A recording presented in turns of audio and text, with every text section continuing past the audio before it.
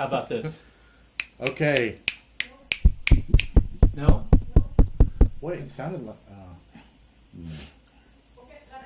Yeah, thought so. You can hear this. It is working.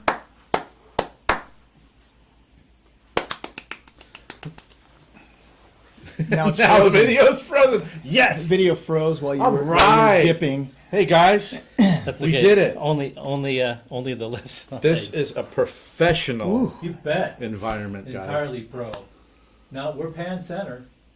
Left channel. That's not us. We're pan center. Dan, we only hope that this will continue to be the best episode. Yeah. Okay. We're getting sound is working, but everybody's saying only the left channel. Okay. Why would that be? Pan? Yeah. No, but I'm pan center on that channel. Oh. Is it? Then I got nothing. Is it a StreamYard setting? I don't think so. Like, Audio. Mic. I'm going to try a different. this is sweet. How about this? Is this stereo?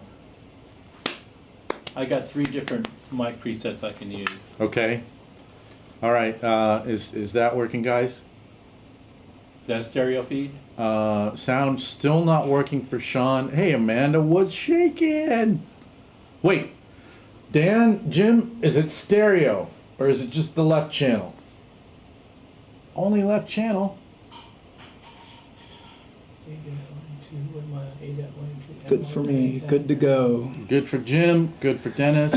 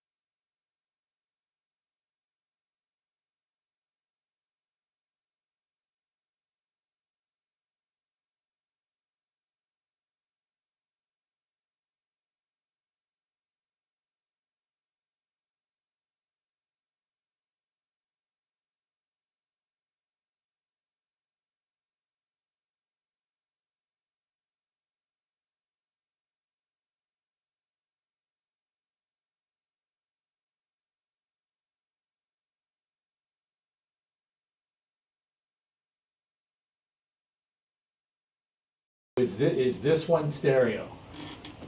Oh, I only have one. Let me see. Okay. Nope. Okay. BMO says nope. Dennis says nothing. Jim says nada. I hear now, but Is it stereo? Is my let me question. see. It's stereo. Yes, now stereo. Thanks, Dan. Hello, hello, Yeah, hello. it's stereo. Okay. It's stereo? Okay. Yeah. Don't touch anything. I'm not touching jack. Okay. All right.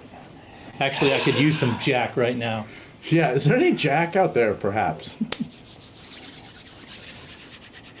Hey, Joey. Hi, Steve. This is what we do. This, yeah, great. Yeah, now you're Super stuck fun. here for... Super fun. Happy New Year, everybody. I hope you're like all back That's on your right. feet and well, you're here, so that means you're bored to death. And Oh my. and we're going to we've got a little beverage one has exploration cyanide. we're doing tonight.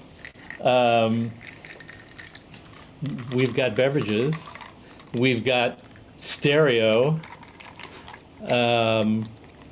we've got guitars and Thank stuff. you.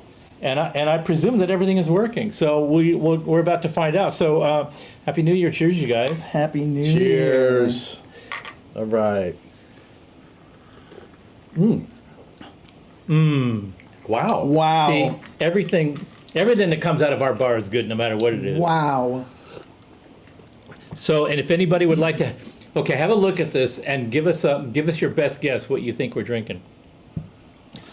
And the winner, what does the winner get?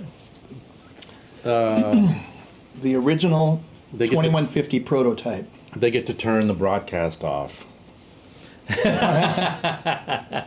This has a slightly Yeah. medicinal herbal thing happening in here. Okay, we've got two fails it's so a, far. Amanda and V-Man. Amanda, it's and that, BMO, that okay. it's that Cobra drink you were talking about last year. No, it's not. It's actually. Well, do you want to reveal it? Oh, well, let's gonna take- let's let a few more people fall on their ass until we find a true malcontent that's going to know. All right. Well, but that you're throwing them off there. You're throwing them off the scent by saying that. Whoa. That's- Because we took a fork in the road on these. There's my hint. Hey, you knew I was a snake, right? What month were you born? No, you're January. Your birthday's this month. You can't handle the cobra. Damn straight. Okay, one more chance. One of you has a chance to like throw down, and I think we're just going to have to fess up. Fess up. Yeah. All right. All right. The the blood of a certain pit bull bad review. You know what? Was there ever? I don't think there was ever such a thing. No. And fortunately, I can. Joey said it first, so I'm not bragging by just sort of acknowledging what you already said. There's. What would that be? That wasn't Tone Wars. That was not a bad review. That was a guy ranting about not knowing how to play an amp. Oh. Okay. The Tone Wars guy Is that did what happened, or did is a that a scathing review. recontextualization? Just like last week, the Tone Wars guys did a scathing review of a 1991 or 2 Ultra Lead, Oh. and apparently his real beef was that it wasn't spongy and gushy like a rectifier and everything that copied a rectifier. So Right. he's in that Right. everything's got to be saturated to the point where there's no dynamics and or any sort of clarity or blah blah just blah said that. blah. Huh? You just said that. Yeah. That's what you just said. Yeah. Well, You're on record, man. I thanked him for the rant because he said, now this amp here, it doesn't sound anywhere near these 6 my favorite amps behind me. And you're like, And we're like, you couldn't have nailed it on the head any harder. Yeah, yeah, thank you. What were they? What? What were the amps? Rectifier 5150. Oh, probably. I don't know. I'm just Yeah, guessing. yeah, It's Powerball. things of that ilk, yeah, yeah. you know. Yeah. We did an episode, what did we call it? Is when Friedman was on, we called it turbocharging a 5150. Yeah. As if you could do such a thing. Yeah. By the way, we should introduce Joey. Okay, who we have here is Joey Brasler. He's like one of my oldest and dearest friends. We've known each other for 35 years probably, and he is actually the person who was at the store in LA called Making Music, where I took the first power amp prototype in to see what they thought of it. He heard it, called the owner of the store and said something about we need to get on the ground floor of this, and after that nobody will be buying Mesa Boogie power amps ever again. Something like that. I'm just paraphrasing. That's right exactly now. right. I said give him anything he wants. Remember this? It doesn't matter. That's what it was. Fat sucker? That was the one, right? Not that one. That one. It was that one. Oh, it was? Yeah. Okay. That was the one that I was started working on after I made that raw prototype. This was like the production prototype, the one that you just showed him. So Joey, after he left Making Music, he went to Yamaha next. No. Voodoo Lab, You went to Voodoo Lab, and then Rivera, you went to Rivera. I didn't know you were Rivera. for a very short time. I was going to say, because you weren't there long enough for me to even know you were there, because Polly and I are old friends too. And I did not know that. So then from Rivera to Yamaha? Nope, Rivera to Line 6. Okay, so you were at line 6 when the first Variaxes came out. Oh, well, long before that. Oh, really? I was there from 98 to 02. He was there with the amp farm right? No, that was before. That was before, right before. So you're like the pod, the beam. Flextone. When the first Flextone. Flextone came out, I was there. And Yeah, then- Mark, that's exactly what we're saying. It's all his fault. That's what we're saying. Yeah. Yeah, I was pulling wires and stuff. Is that what you mean? Yanking things? Yeah, yeah. So, okay, so you were at Line 6 for 4 years? 5. 5, and then Yamaha. Yamaha. Yamaha for 2, running the guitar division. Okay. Then I joined Guitar Center Management as the director of advertising for 4 years. And then I switched to being the director of purchasing electric guitars and basses for the chain for 7 years. Then I left and went to Fender to be VP of product, where I am today. VP of electric guitars, basses, and amplifiers. Now, But you weren't, you held a different position up until just recently at Fender. Till last year, I think. that's right. I was VP of electric guitars and basses, and then last year I took on amps as Took well. on amps. And so, So how do you manage to not get fired? That's what I Be indispensable.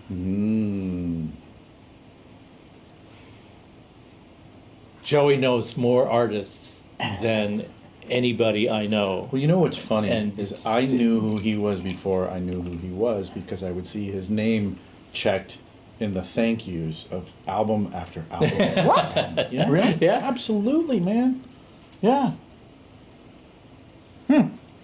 Mainly, it was thank you to Joey Brasler at making music. Oh. Like you're in 1 million records. Well, maybe not 1 million, but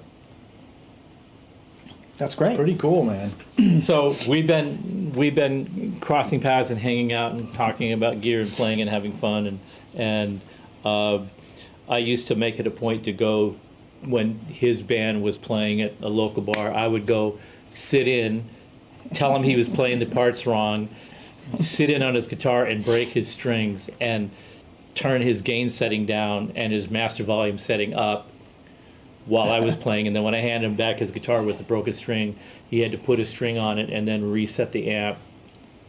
And then I'd go have a margarita and I would come back So, and break the yeah. string again. So The what new one. What percentage of the time was he sober when he came to see you? Oh, That would be about a 0. I think you came in sober, but it didn't last long. Yeah, I didn't. I wasn't bar hopping. I wasn't into bar hopping because it's too easy to get arrested bar hopping. Okay. I would go down there to see him play, and I'd leave my guitar in the car because I didn't want to be presumptuous that I was going to sit in. And, But you knew each other, so you knew. What But was he gonna would happen. he would play a few songs, and he wouldn't call me. He would just hold his guitar out and go, and I would go. I'm already like 2 or 3 drinks in at the time, and I'm like, great, I don't have to go out to the car. Yeah. I could just Oh. break your string. Yeah. And then I think one time when I was getting pretty lit, and that might have been at that bar that you said I didn't go to. I said I didn't go to. You The said I Little did. Rock. The Little Rock. I think that's the one where you were playing All Right Now, and I literally came up behind you and reached around and played it a different way, and I said, you're playing it wrong. Only to find out, like about a year ago, I was watching Tim Pierce. He did a little a little workshop A tutorial on that. on the actual way that the All Right Now riff was played, Yeah. which wasn't the way he was playing it and wasn't the way I was playing it. It was another thing. And I saw that and I called him up on the phone. Like an called hour Tim? after he posted that, I called him up and I go, dude! And he goes, I know what you're calling me about. And I had my guitar. I played. I just played the chord the way I was playing it, the raised dyad. And he went, I know. That's exactly what I used to do too until I figured it out. Oh, that's fun. And so we played it to each other on the phone for about 20 minutes until I finally figured out what he was doing. And I went, damn it, you're right. That is right. So now next time Joey's playing somewhere, I'm going to have to go, photobomb him and chord bomb him with the new thing that I learned.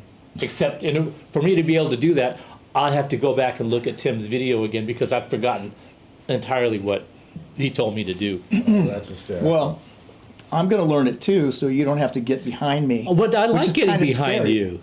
Yeah. It's You should show us It what was that like sounds the guy. I was like the guy in the House Speaker vote thing. The guy that the other guy came behind him and put Oh, his hand yeah, around yeah, him. yeah. Yeah, that's me. And kind of put his hand over the guy's Yeah. And by the way, since nobody has figured it out, Oh, well, these. Well, let's just drop the hint, and let's see if we can get more people chiming in.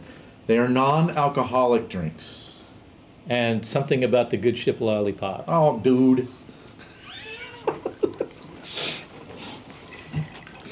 Hey, that's a let's little see on if the anybody. nose. Yeah, well, that you never know.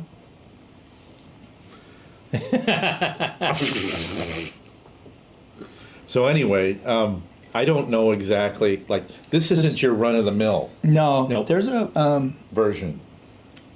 So I would love to know what went into this. There we go. Thank you, Bradley. Yeah. Shirley Temples. Now, I looked up the us being cocktail connoisseurs here. I looked up the recipes, and then I looked up the ingredients. One of the ingredients was That cherry is the Yeah. greatest thing that Yeah, ever yeah. happened. it's made with grenadine and ginger ale and a maraschino cherry. Well, most of the maraschino cherries on the market are crap. We have these really good ones that are made in Italy that are really they're actually like real cherries. They're real steal mine. marinated cherries. They're not just cherries soaking in sugar syrup. so it's just grenadine. No, it's not grenadine because I looked at grenadine and grenadine was actually originally derived from pomegranate juice. So I went and checked I went to the store and checked all the grenadines I could find, and they're all corn syrup, Sure. high fructose, blah blah blah blah, fructose, frimazanga. I swear there's no alcohol in here. and artificial flavorings, natural artificial flavorings, really natural flavorings, artificially infused, blah, blah, blah. And I just went, this is all garbage. good. So I went and got pomegranate juice. I went and got 100% natural, organic pomegranate juice. Wait. Reed's ginger beer, which is non-alcoholic. Ginger. That's what it is. The natural. Oh, that's That's the what it is, it's herbal ginger. thing. Yeah. Ginger. Now Reed's ginger ale has a bunch of different levels of them, but they have one that's actual, really pressed ginger and natural flavors, not artificial flavors. It's actually all real ingredients. So I got that, and of course our great maraschino cherries, and then. Oh yeah. There they are. So these are the Luxardo maraschino cherries. Ooh. These are amazing. Look at it. They're just, Ooh. they're not that bright red, radioactive looking crap. Do you drink the sauce? Well, you will. use a little of the sauce in there for the color. Oh. Oh. Wow. And I use the Palm Wonderful pomegranate juice, organic, 100% natural. Okay. 100% pomegranate juice. Which this stuff is like, you can't drink it by itself practically. It's really bitter, really Sure. really tart, super Yeah. tart. And that's why you cut it with the syrup Yeah. from the maraschino cherry. It's great for solving And- urinary tract infections. And then Reed's Premium All Natural Ginger Beer. Yeah, baby. 100%, Amanda, those are the Grey Poupon of cherries. yeah, 100% honey and pineapple sweetened. So they use honey and pineapple for sweetener, but they use ginger for sparkling filtered water, honey, pineapple, juice from concentrate, pressed organic ginger root. See? And a little bit of lemon. So, He uptowned them. I totally uptowned it. Way uptown. I'd heard a million jokes about Shirley Temples, and when I read the ingredients and thought about how they would taste if I used those actual ingredients together, I thought those are going to be awful. So I figured, well, You know what? I'll go get these ingredients, and even if it's awful, at least it'll be good for you. Awful. It would have been funny to do like the shit version. Yeah. You know, like here's a Shirley Temple done with all, just the totally processed, Yeah. High fructose corn Yeah, syrup yeah. and all that, and then bring this in, which Yeah. this is a breath of fresh air. Yeah. This is great. It's unlike any one that Amanda, I'm not thirsty. You're thirsty. Yeah, very great. And those So- cherries are unbelievable. So now that I've gone down that path, my next conquest, I'm thinking I'm going to work on a Roy Rogers. Yeah. How about that VHT Pitbull rack behind Steve? Well, Well, you're just going to have to go back to the show where we how about it. yeah. What did we call that episode? That was season 1. Ooh. It's the Nelson Pitbull. Ooh. Yeah, we did a whole episode on that one. So if you want to know about the rack Pitbull, go to. There's actually a photograph of it. Isn't that on the photograph of it for that episode? Well, we're kind of talking about it. I'll see if I can find it. Yeah, we went all through that and played through it, but in reality,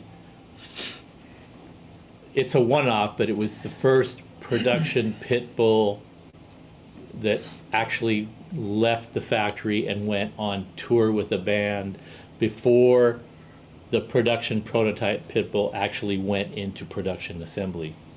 So it's the first. Who did it go out with? Nelson. Oh, Built that for Nelson. I built that for not Gunner. The other one. The non-gunner Nelson. Quibo, Yeah. Quibo Nelson. Chardon. Bruce. Matthew. Is it Matthew? Matthew and Gunner. Maybe it was. Yeah. That's Gunner, You're right. Matthew You're right. and Gunner, you're right. Yeah. V-Man. Yes. I'm not in charge of EVH. So I don't have any James Brown stories per se.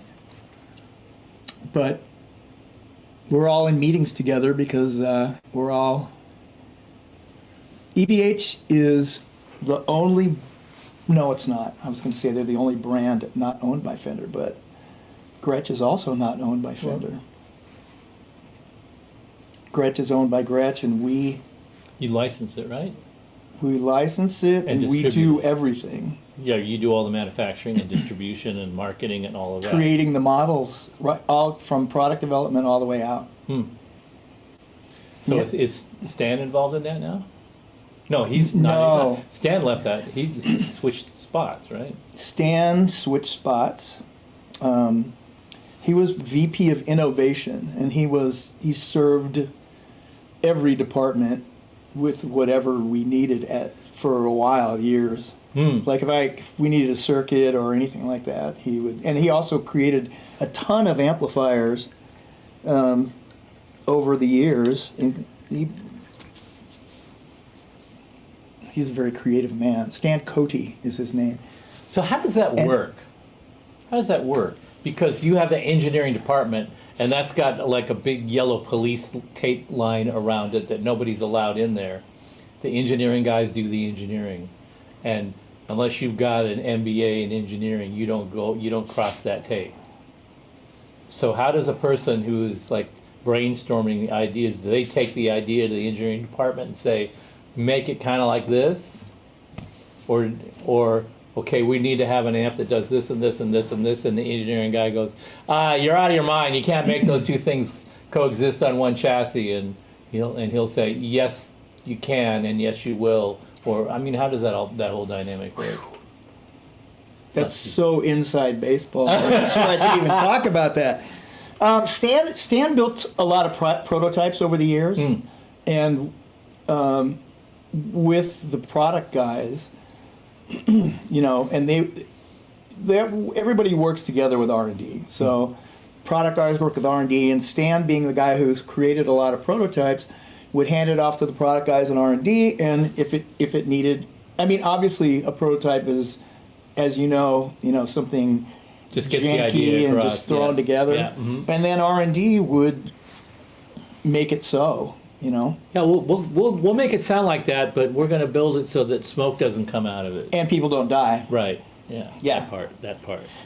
So that's how it worked. And he also created the entire Fender pedal line. Right. But the entire pedal line, there was actually two different streams of pedals, right? There's those special ones with the nice colors and the reverbs and all that, and then there's like sort of a $99 generic plain wrap sort of line. Did he do both of those? I think he did. Uh. I think he did. See, it's a real organization. Hammerhead. Yeah, the hammer tone. Hammertones. Yeah. Yeah. I think he did. But he's since moved to VP of R&D for electric guitars. So, are you going to do a hammer tone line of guitars? No. You're not going to hammer on them and. No. Yes. Yeah, well, I will hammer on them. And oh man, there's so many interesting guitars coming. As there have been for a while. I believe you'll see a couple guitars I brought. Yeah, we're going to drag out a couple of things that Joey brought along. Hey, before we transition, I wanted to answer that question about the Nelson Pitbull. We did an entire episode on that, and we're talking about the amp right above Steve's head, that rack mount Pitbull. That was episode 11 of our first season, and we titled it "Unintended Consequences Part 2." Be careful what you wish for. And we were convoluted back then. But what was I going to say? I tried to put the link in the chat, but it wouldn't let me. I guess you can't put links in there. But anyhow, that's what it is. That's where we talked about it. Yeah. So yeah, we went in very much in depth on that. The short story was we were developing the Pitbull prototype. Loudmouth Joey started telling people about what we were working on and got them all hot and bothered about it. Nelson had just had a hit single. They were getting money from the label to get their act together, put together a tour, buy gear, rehearse, get backup band members, do the whole thing, marketing, promotion, getting ready for a major release. And they said, okay, we want one of those pit bulls. We want the latest, greatest, hottest, blah, blah, blah, blah. So they bought a 2150 power amp and ordered a pit bull, but they wanted a rack mount one. And I foolishly let slip that we would build one. Which you hadn't yet. Because the rack thing was kind of, it was kind of like really in full swing at the time. Which we managed to which we managed to screw up by finally getting our rack mount preamp right at the end of the rack craze when it was starting to die out. But it still worked out that we sold a lot of preamps even so. But I said, okay, we'll do a rack mount version of it. And of course we never did. But we had already committed to Nelson to do it. And they had contracted Bob Bradshaw to build the rack. And I procrastinated, and finally, 6 weeks before Bradshaw called me and said, "You have got 6 weeks, or I'm sending Julio." And I went, I'm screwed because I don't really have time to do the development. So before I'd started doing this, I was buying and selling Marshalls out of the recycler. I was buying broken amps and restoring them to stock and reselling them, flipping them. So instead of selling drugs, this is what Steve did while for you were extra building cash. VHTs? No, before that. That's Okay. That's partly how I financed VHT, is I was making really good money flipping and restoring stuff. So when you had just a big wad of cash. You Yeah. can do that again if you want. Yeah, I had a drawer in my nightstand just full of cash. Yeah, from these Marshall flipping excursions. Yeah, just a pile of cash in a little drawer next to my bed. Somebody was your broke into my savings. house, they could like walk out with 15 grand, you know, I mean, it was like a drug dealer. Yeah. It was very weird. It never occurred to me to go put it in a bank or something like that. I just left it sitting in a drawer. And I had already found this guy who made these engraved panels, like on the Pitbull head over there. Yeah. That black plastic engraved, white, high watt style engraved panel. Yeah. I already found a guy to do that Where was he? Do you remember? in Pasadena. Oh, really? This little old Vietnamese guy in Pasadena. What part of Pasadena? Right up by Fair Oaks and Colorado. Yeah, really? He had this little shop, and he did it. It was like a pantograph thing. He would take a little scale of Oh, is the this logo. the guy who corrected your spelling? Yeah. Yeah. I spelled impedance with an E, and he said it's impedance with an A, and I went, "Oh, thanks." And he corrected this little Vietnamese guy that barely spoke English is correcting my English. It was great. Yeah. He was a sweetheart of a guy. Anyway, he hand engraved these things using this pantograph machine, this manual machine. It was very, very interesting. Anyway, so I went, okay. I knew that the 50 watt Marshall chassis was smaller than the 100 watt Marshall chassis, less wide. Yes. And so I went and I measured it, and it was 16 and a half inches wide. And the chassis needed to be no lot wider than 17. With the rack ears, it'd be 19.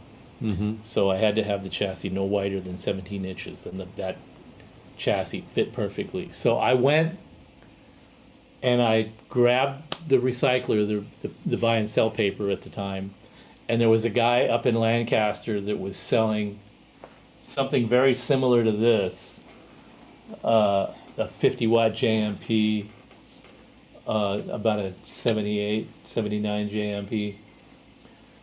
For like $200, it didn't work. I raced out there, grabbed it. He says, "Don't you want to play through it?" No. Here, $200. Grabbed the amp, left, took it back to my shop, and just started ripping parts out of it.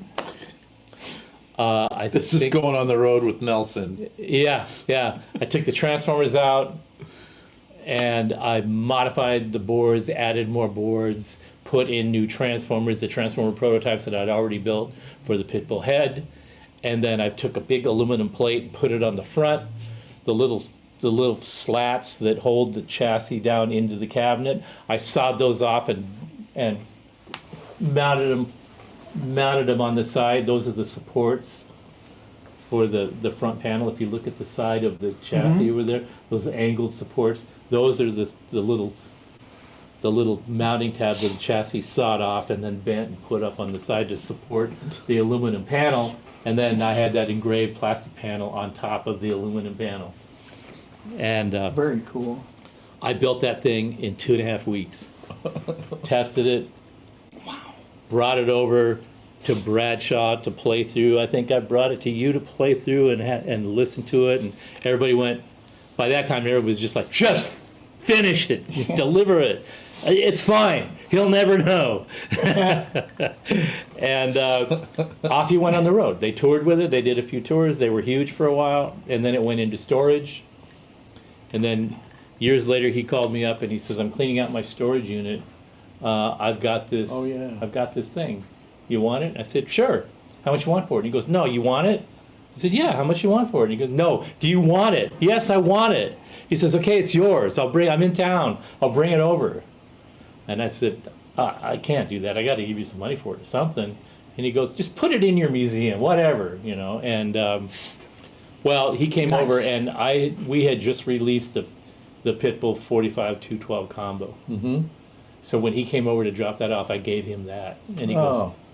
this is perfect for my new tour that I'm doing with my brother. We're doing like all my dad's songs. and Oh, stuff. the Ricky Nelson. Yeah, and I went. He says this is going to be perfect. The clean saddle's perfect. The overdrive this is great. Thanks. They So- didn't want to bring the racks on the road for the Ricky Nelson tribute. no, that's- Huh, that's kind of weird, right? it was this big refrigerator Totally. thing, stereo with all the junk, you know. So, we stayed buddies to this day. He took the combo, I took that, and then we brought it back and played through it, and we went. This actually sounds much better than it had any right to, and that I remember.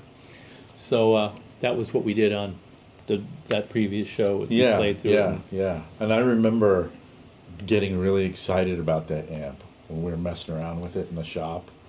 And we were I was leaning on you to maybe do like a limited run of them. Yeah.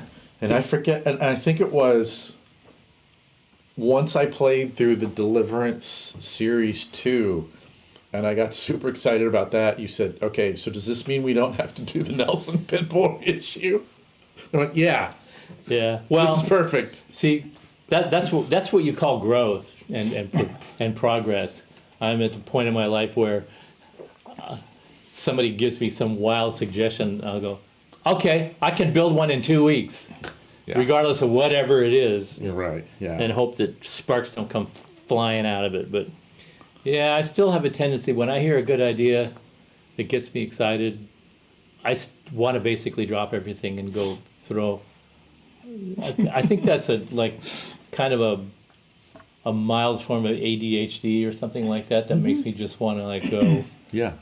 do a complete hard left turn on something and run with an idea that I don't know if it's going to be practical or not, but I know it's going to be fun to do and challenging. You have a difficulty, well, if this is inattentive ADHD, you'd have a difficulty kind of attending to the mundanities of life, Staying focused on the but you can concentrate to an insane level on something that you're obsessed with. to the exclusion of all To the else. exclusion of everything else. That is the moment of creation.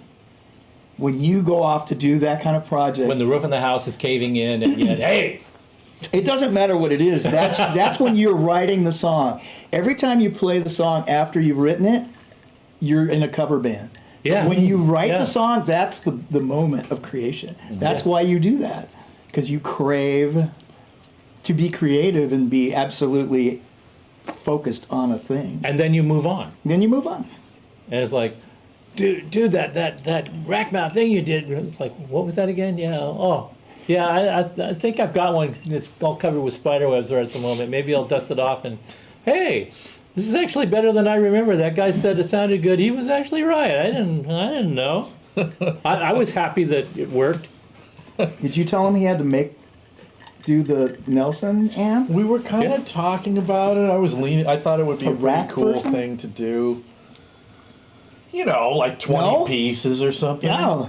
You know, it was like super limited, but it has some really cool sounds in there. Is there anything different about that one than a normal pit bull?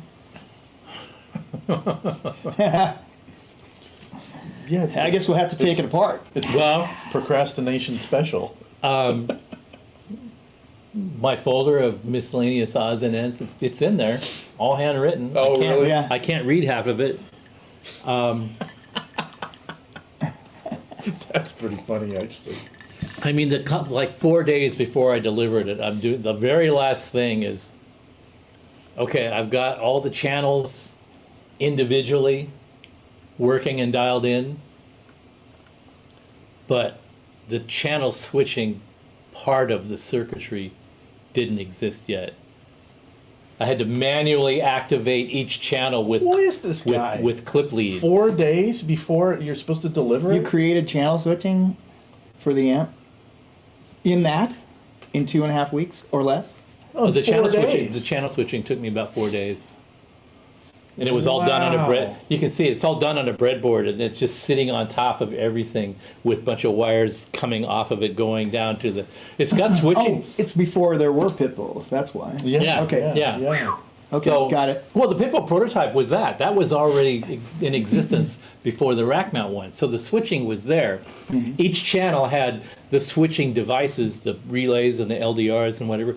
It had the switching devices incorporated into the circuitry of each channel. I just had to manually turn each group of those devices on and off using little clip leads to make each channel operable so that I could test it and run it and dial it in. Okay.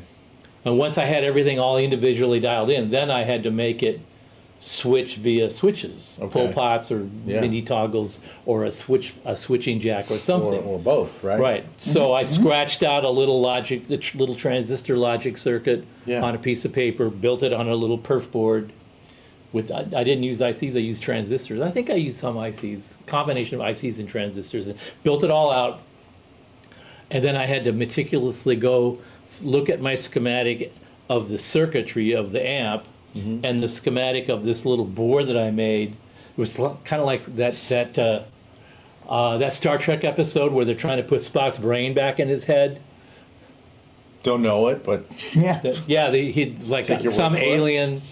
alien from how did his brain get out of his head? Is what I want to know. this woman on this alien planet appeared on the Enterprise and stole his brain and left this thing on his head that You know, just gave him when that happens. mechanical ability to walk and function and not die, but his brain was gone. Okay. They needed a new brain to run their their computer system that ran all the life on their planet, which was this little satellite.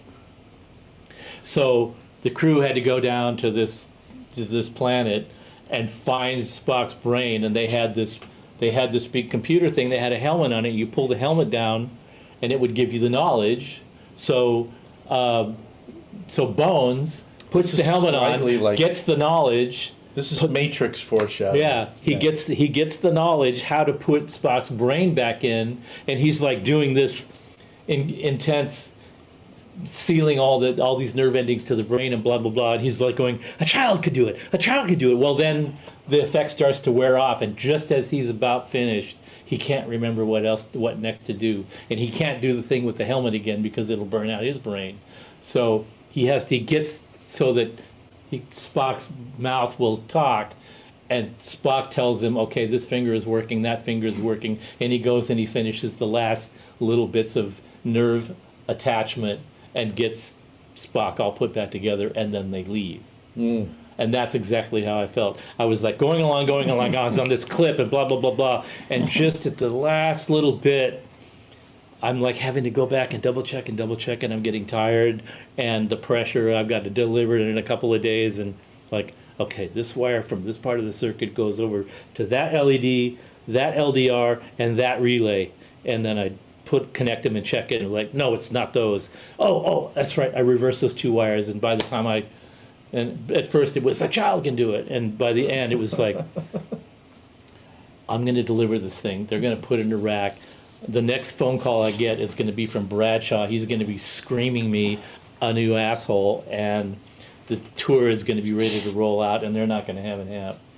And I hadn't heard from Bradshaw in a day, and I called him up and I said, how's it going? He says, oh, I shipped it. Sounded great. He never even called me. He just like, yeah, we got it all done. We shipped it just in time, and they're happy with it. They did a rehearsal, and they're thrilled. Wow. And I'm like, oh, shit. Wow. So there's a loop in it, and all the Bradshaw stuff went through in the loop, right? There's a loop in it. There's also Is that how they ordered it? yeah. Well, no, I pitched it. It was going to have a loop. The head had a loop. The rack mount head was going to have the But same did they feature. need it, being that it was going to be in the rack? I mean, did they utilize the root? Pretty sure they did. They It's had all to. marked. It's got the Yeah. It's got the Bradshaw little colored tape. Oh, on they had the a back. 2150. Yeah. So was it load resisted, or was it? Yeah, I'm pretty sure they slaved Okay. it. I'm Got it. pretty sure they slaved it. It's still got the same tubes in it that it had when they That's toured the with it. bananas part. Yeah. Man. Well, you know what's funny? I have a question here. I guess Generally held to be the worst Star Trek episode. Yeah, it was cornball, but hey. Joey, do you remember the Amp Builder Roundtable at Guitar Player Magazine? Oh my God. Because, Boy, do I. yeah. Was that the thing at SIR that we all went to? No, it was in San Francisco. Yeah, at SIR in San Francisco. Oh, yes. Because Steve's talked about that on the Yeah, show before. we all stood up there and Oh. the two kids that didn't know anything about high watt, but they were representing high watt, and they were like trying to show people what a high watt sounded like, and everybody's sort of getting irritated. And Randall Smith goes, maybe we could get somebody that knows something about high watts to demonstrate it. Hey, Steve, you know about those. That's right. Yeah. Just. And Rivera pipes in, yeah, let's get somebody that really knows how to make that amp sound like something. And these poor kids, there's, with a pointy headstock guitar. And, that's not the right recipe. Yeah. Aspen and Randy got into it. Fun, everybody called each other out. Yeah. Randy called Aspen a glorified tube salesman. Remember that? Now, what was your role in this whole thing? I brought a Dumble. Yeah. Bogner? Did I bring at that time? Was there a Bogner too? I don't know if the Bogner was in there. Might have been. Well, Might have it been. would have been a Bogner and a Dumble. But you were showing up as what? Because you weren't a builder. Right. But they had people representing the company, so they Okay, had each so company. you were So you were kind of a company liaison. Were you a Dumble liaison? Yes. Okay. Well, all right. And what It was either Dumble or Bogner. It was both, I think. what Dumble would you have brought? I don't remember the Dumble being there. I don't remember a Dumble amp being there. I do remember the part where they did this sort of thing where, okay, now all the builders will play through each other's amplifiers. That's right. And when I plugged into the Groove Tube Solo 75, Pittman's hovering over me like Trump hovering over Clinton at the debates. He's like leering over me. And he reaches over and he turns a knob to get the setting he liked. And I looked at him and I turned it back and he goes, "You're just trying to make it sound like your amp." And I'm like, if I can make your amp sound like my amp, I would be happy with that. Isn't that kind of like the idea? Okay, all right. And then off he went. Aspen got into it with Randy. Randy asked Bruce Zinky, who was there, because Zinky was talking about the Was it his attenuator? the amp that they brought. The Dr. Z? No, the Fender amp. He was working at Fender at that time. And they brought the Supersonic. Supersonic, yes. The first Supersonic. The Supersonic had a 3 or 4 position switch on the back that switched between two solid state rectifiers. Had a rectifier switching thing. But the Supersonic, didn't it have like a sort of a modeling thing? No, Is that the one no, you're that's thinking later. about? No. The first Supersonic was just like What did it look like? It was like a Black deluxe. Deluxe? About the size of a deluxe. What was It was it? like a deluxe, and it had 2 rectifiers and solid state rectifiers and a switch on the back that you could manually switch it. Okay. And so he's talking about the feature set, and you thought I was cocky? Zinky was cocky. So he's explaining it, and Randall Smith goes, "Well, that's really interesting. We have a patent on that, as you know." And Zinky goes, "Yeah, well, we got all around that, so you can just relax. You can look at it yourself." And just like face smacked him right back like he was a fly, and Randall was like, "Okay." Do you remember this? In. Yes.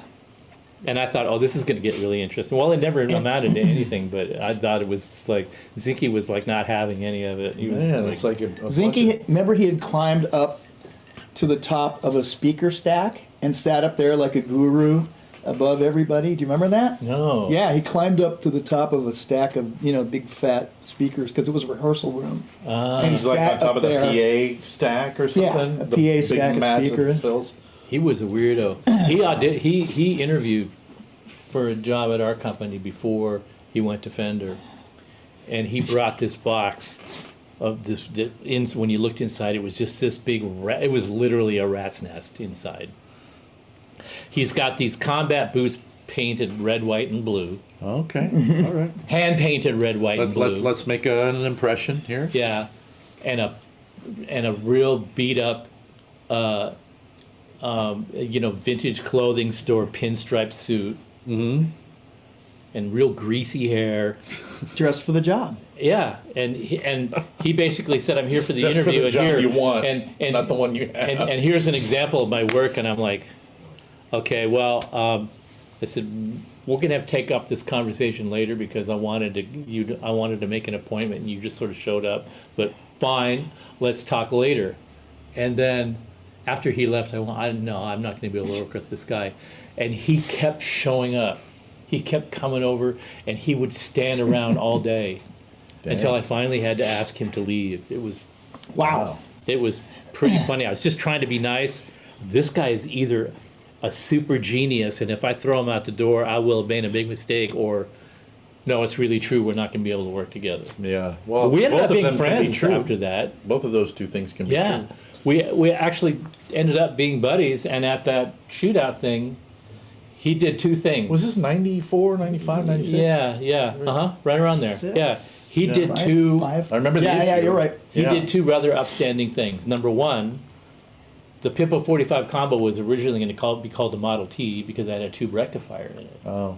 and I'd forgotten all about the Sunn thing. Uh-huh. And he came up and he said, just FYI, Fender has acquired the Sunn IP assets and are going to reissue the Model T, so you may want to reconsider the name. And I went, good to Thank know, you. thanks. We changed the name of the amp like 30 minutes before the presentation. Wow. Wow. And the second thing he did was he while we were demonstrating it, he piped up, that reverb sounds so much better than the 5012 reverb. That's really a great reverb. Nice work. So he kind of did that shout out loud. So he was he turned out to be a really a bit of an ally. He was just really strange to deal with, which is funny for me to say because I probably had the same effect on most other people that I've encountered. Being in very the strange business. to deal with. And he created those little cigarette box amps. Yeah, little smoking amps. little Smokies, yes, that's him. Oh. And I still have one, and my They're two basically a guitar little transistor radio amplifier in a Yeah, but cigarette they're box. great in a pinch. You just and it like- has an output, Uh-huh. and if you put that in a power amp, it actually sounds really good. Yeah, I remember I still doing have that. one in my box here somewhere. I have one of those.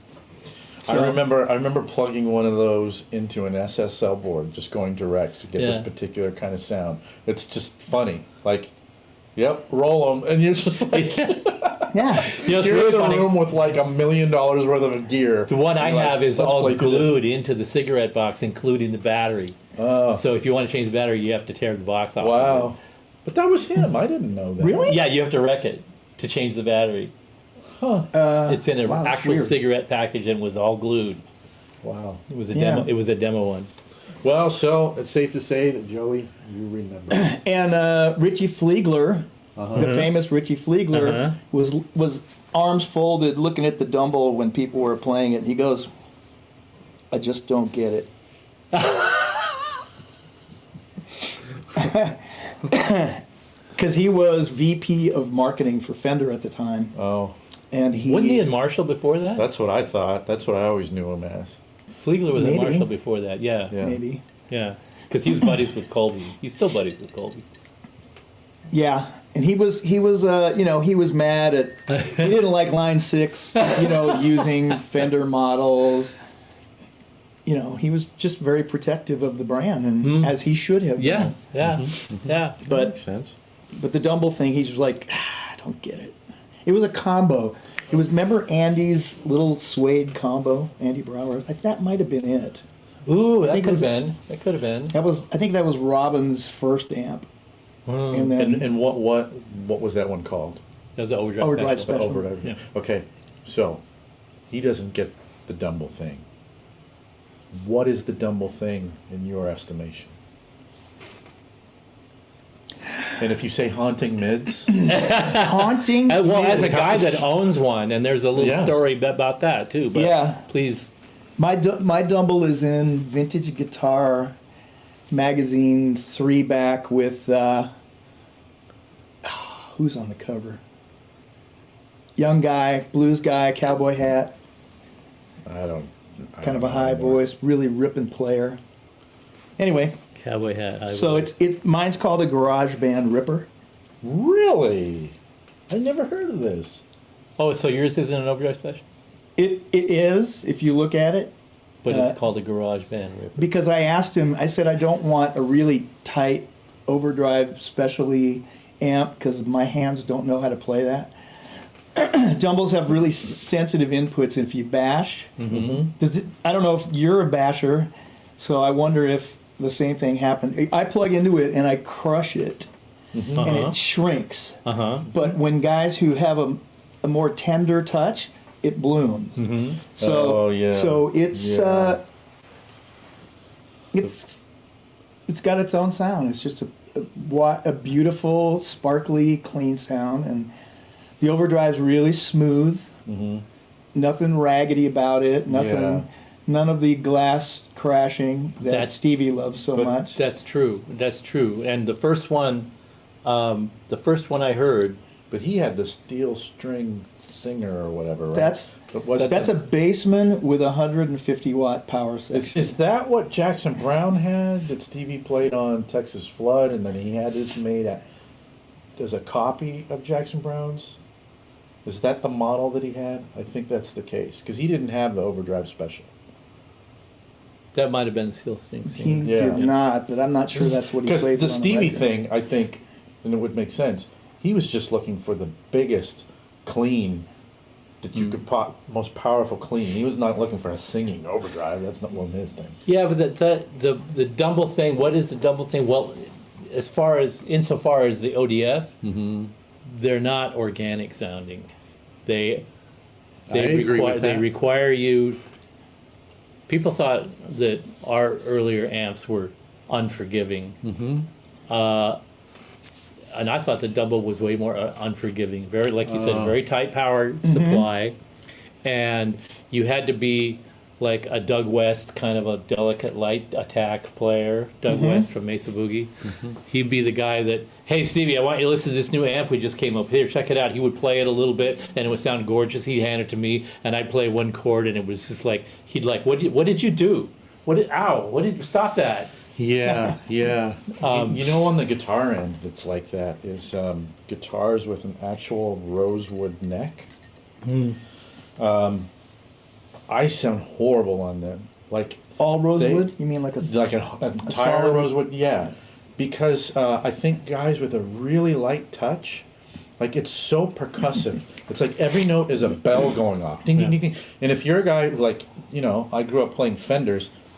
Like you're just used to like muscling the guitar and fighting with it. It's just a complete rosewood neck just sounds really harsh to me.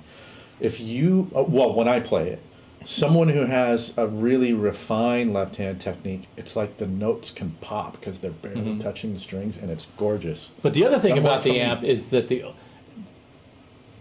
you set it for the clean sound that really works for you, and then when you switch to overdrive, you have to reset it all again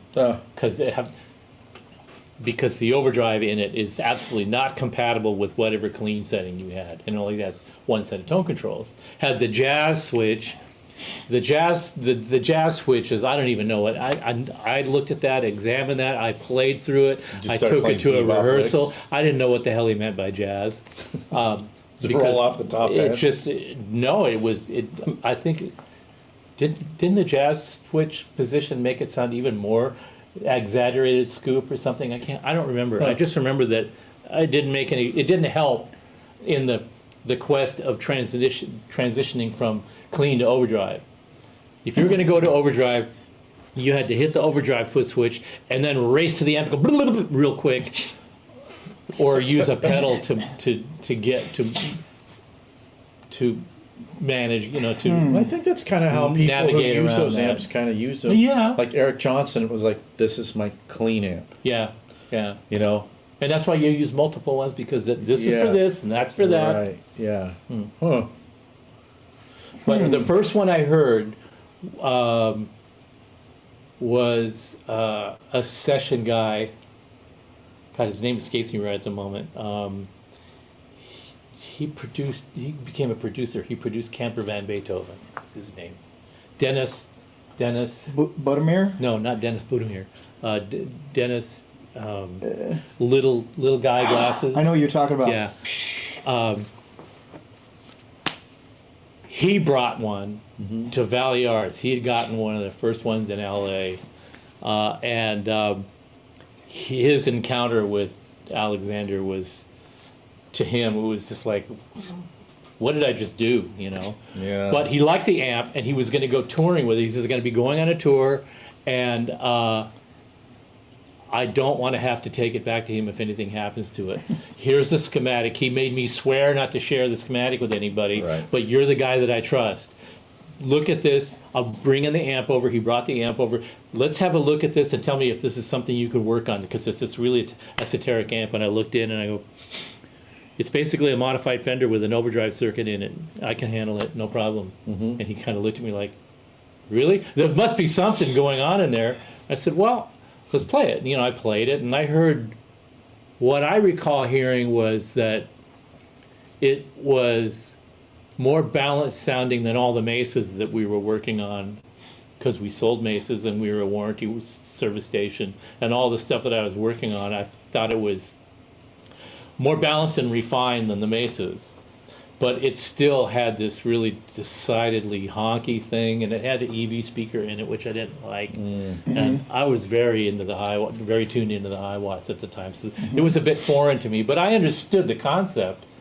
It was very cleanly built inside, and I'm like, dude, that power supply, man, do they need any more filter caps in there? It was very stiff. And but I said, Dennis, no sweat. You're probably never going to have to worry about this on the road. But if you have any, issues, you're welcome to call me. And he never did. Okay. But that was my first impression, that it was like, you use it this way or you use it this way. I see. And never the twain shall meet. I see. And and how do you feel about yours these days? Because yours was built in the early '90s, Mid 90s. I told him I didn't want a stiff one. I wanted him to make it be loose and fun. And he tried to build that, and it's EL34. We started with 6550s because I love that amp so much that he said we decided we would start with 6550s. And of course, imagine a Dumble with 6550s. It would just rip your eyeballs out.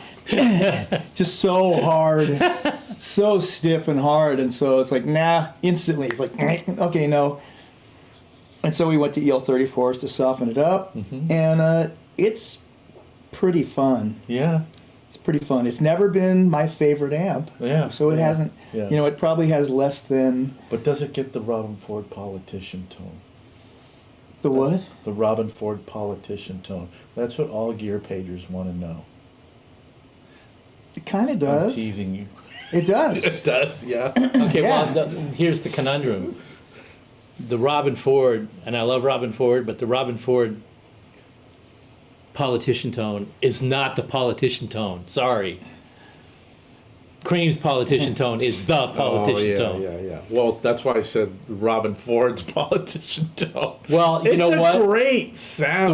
On the record, it's wonderful. Yeah, it's probably So I go to thing. the what's the place down towards San Diego? The Carriage House, was it? The Belly up? No, the Carriage House, the big Strand. the big venue down almost to San Diego. It was like an old train station or something. It's the Carriage House, isn't it? Anyway, it was a big venue that a lot of big people played in. A friend of mine was the second guitar player in Robin Ford's band, and we went down there. And he was playing through the Dumble, and they did. Oh, he had the Dumble. They did Politician, and a couple of my friends and I. It's a funny room. It has these dead spots and live spots. Yeah. And and it was a big room. So in order to really hear if something sounded like something, you had to basically walk over the whole room and find the sweet spot. Yeah. And from where I was sitting, the guitar sound was ass. It was seriously ass. And I go, that can't be right. So we walked around, and I found this spot where it sounded really good.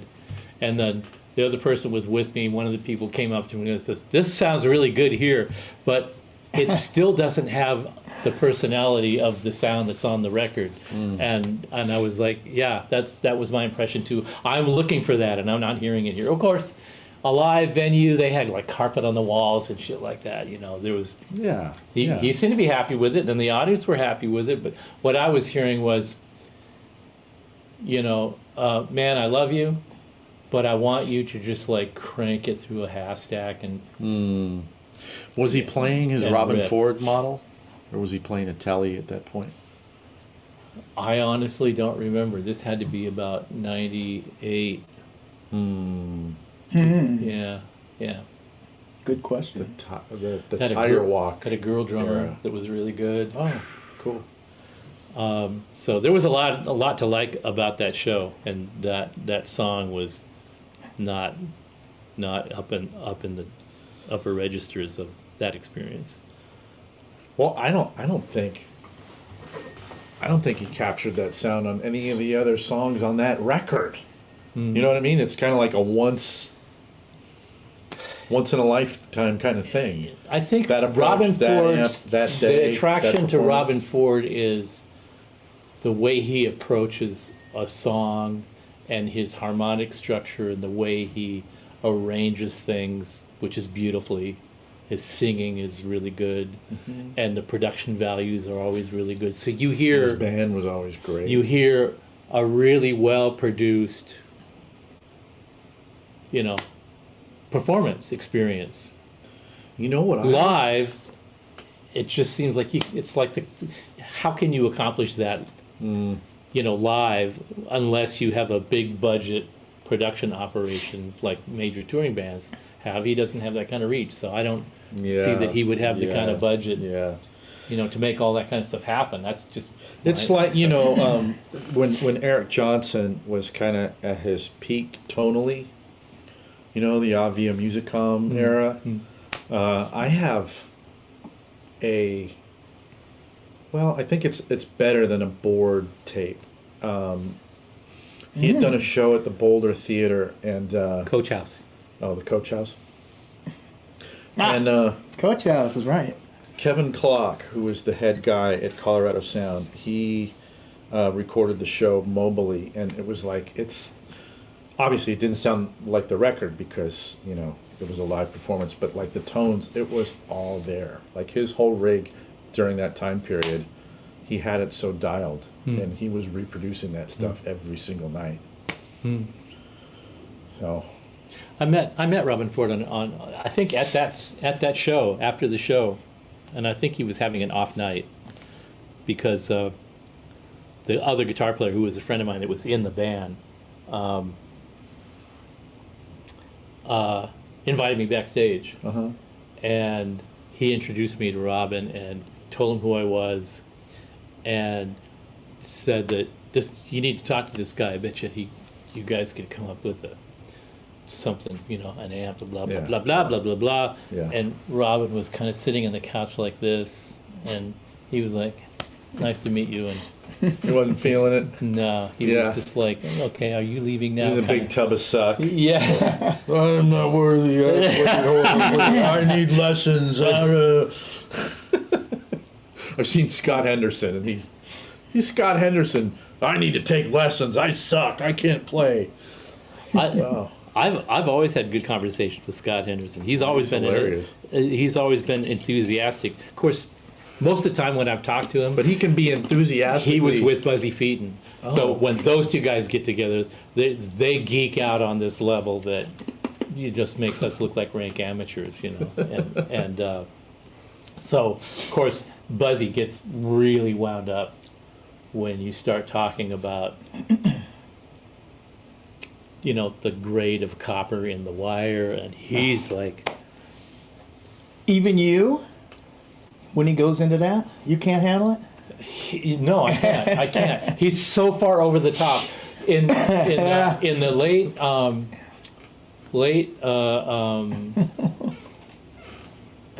Frozen. 1890s. Frozen. late 80s. Yeah, it's my computer right monitor. back. It's not going out in the stream that Yeah, way. it's happened before. Buzzy was starting to work on build his idea for a guitar, and the thing that he wanted was that when the strings went over the nut, he wanted them to go straight to the tuners, not on an angle, to cut down the angular string pulse. So You talking about the latest guitar or this was in the okay. this was in the late 80s, early 90s, okay? and he didn't have a bunch of money. He would do this stuff, and he was in between gigs and stuff. So he designed this headstock so that the strings would go straight to the tuners, but he kept moving them to get them exactly straight. So he would drill 6 holes in the headstock, put in the tuning gears, string it up, measure any angle, take the tuning gears off, plug the holes, and re-drill them, put the tuning gears back on, and check it again. And he did this no less than 6 times That's Buzzy. on that guitar. So when you look at the holes where the tuning pegs go, there's 6 plugs on each one that are like 1/16 of an inch to the right or the left of the previous one. So by that time, the headstock should have just broken in 3 or 4 pieces. But he managed to get it all put back together and glue it and make it work. And then he would, hey, check this out. And then he would play that same really beautiful esoteric chord that he would always play, where he'd play the chord and he'd look at you. Hear that? That's You hear funny. that? Hear that? Yeah, I'm here. Yeah, you play that 14 times a week for me. It's a beautiful chord. I love it. No, but listen. Hear that? I'm like, Yes. oh, yeah, I hear it. I totally hear it, dude. And then the phone in my shop would ring. And you. This was upstairs. This was upstairs at Valley Arts. So they answer the phone downstairs and on intercom. And prepare line 3. And while Buzzy is there, do you hear that? Do you hear that? He hears and prepare line 3, and he looks at me and goes, "Tell her I'm not here." I pick up the phone, and it's his wife asking for him.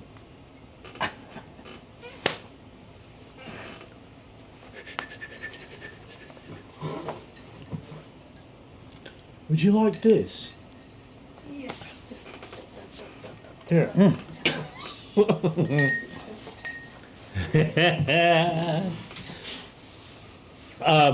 So we're way off the rails. The reason that we got together was because Joey saw the episode with Bruce Nelson, who's Dean DeLeo's guitar tech, and Bruce had his his 2103 and 2104 combos that he wanted to bring over and have us look at the capacitors and do it, and we did the show around that. Well, Joey saw that show, and he said, "Hey, I want you to tear my amp up. I want you to tear mine apart." not just any amp, the very first amp of Joey's that I worked on when we first met, and before that I had been out touring with the Dickies. And I know I've told this story before. Well, let's do the provenance of the amp first. So he'll talk about like where you got the amp. Well, like where does it start with you? Before it gets into his hands. Yeah. My dear friend Bruce Gowdy, who is the guitar player of Unruly Child, and also there was a Zepp sort of cop band with Lenny Wolf singing. Oh, Kingdom Come. Kingdom Come. He was a That's guitar right, player yeah. and writer of that song. And he said, "Joey, I have 2 Marshalls I want to sell. One's a JCM 800 100 watt and one's a JMP 50 watt. So I asked my friend, "Do you want to buy one?" He said, "Yeah." And I said, "Which one do you want?" He goes, "I don't care." So I listened to the both of them, and they were both really good. So I kept playing them back and forth. And the JMP just edged out the 100. the other one. So I bought that one, and it sounded really good. Out of But the then, gate. Out of the gate, it sounded great. And then Stevie and I had, I don't know, it was at the shop, Browers at the time, and you heard it or you played it, and you said, "Hey, hey," and I'm going to let you tell the rest of it. I don't. You're going to have to tell it because I don't remember. Okay. Did you propose the mod at that point? Did I propose to mod You it for you? proposed it to me. You said, Really? "Hey, I did a thing." You said it's a very simple mod that I did to Marshall amps when I toured with the Dickies, and because you just wanted a little touch more gain. And you said it's not a big mod, it's a very simple mod, and it just pumps the gain up just a little, enough to get, these amps just have that much less than they need. And I'm trying to remember why I would have even brought that up, and I think that experience was probably pretty fresh in my recent memory, and I would have played through it and thought, this sounds really good. It would sound just a little bit better if it had just the right amount of gain that I would prefer to have, which is not an immense amount of gain. I would just want it to be enough. It's a rounding circuit. Just taking off the edges. Take off the edges and up the gain so that there would be the amount of sustain that I would prefer to have. Yeah. And I was probably, I was already well into the development of the Pipple prototype, so I've been experimenting with different kinds of additional gain stage structures to make a higher gain amp. How were you guys buddies at that point, though? That was over the power amp. Over the power amp. Okay, right. all right. That makes sense. Yes. Do you want me to tell that? You go right. Or is it already- You tell what. So, Stevie had built the prototype for the 2150. That one right there, and he said he brought it in, and he said, "I'm looking for a partner." And I said, "Have you talked to anybody else?" And he said, "Yeah." I went to see Herschel Blankenship, who had the Lab Sound, and he said Herschel looked at it and said, "This is great, but I can't sell these. I'm affiliated with Mesa, and that'd be the end of me." Okay, there's another little quirk in that story that you just reminded me of, that I just remembered, that I don't know if you knew. Herschel also claimed to own the Vox trademark at that time, and I didn't know that. and instead of coming up with a new amp company, why don't you design an amp under my Vox brand? We'll do that, and that turned out to be false. Oh, he didn't have it? He didn't. Oh my God. But I turned him down on that one.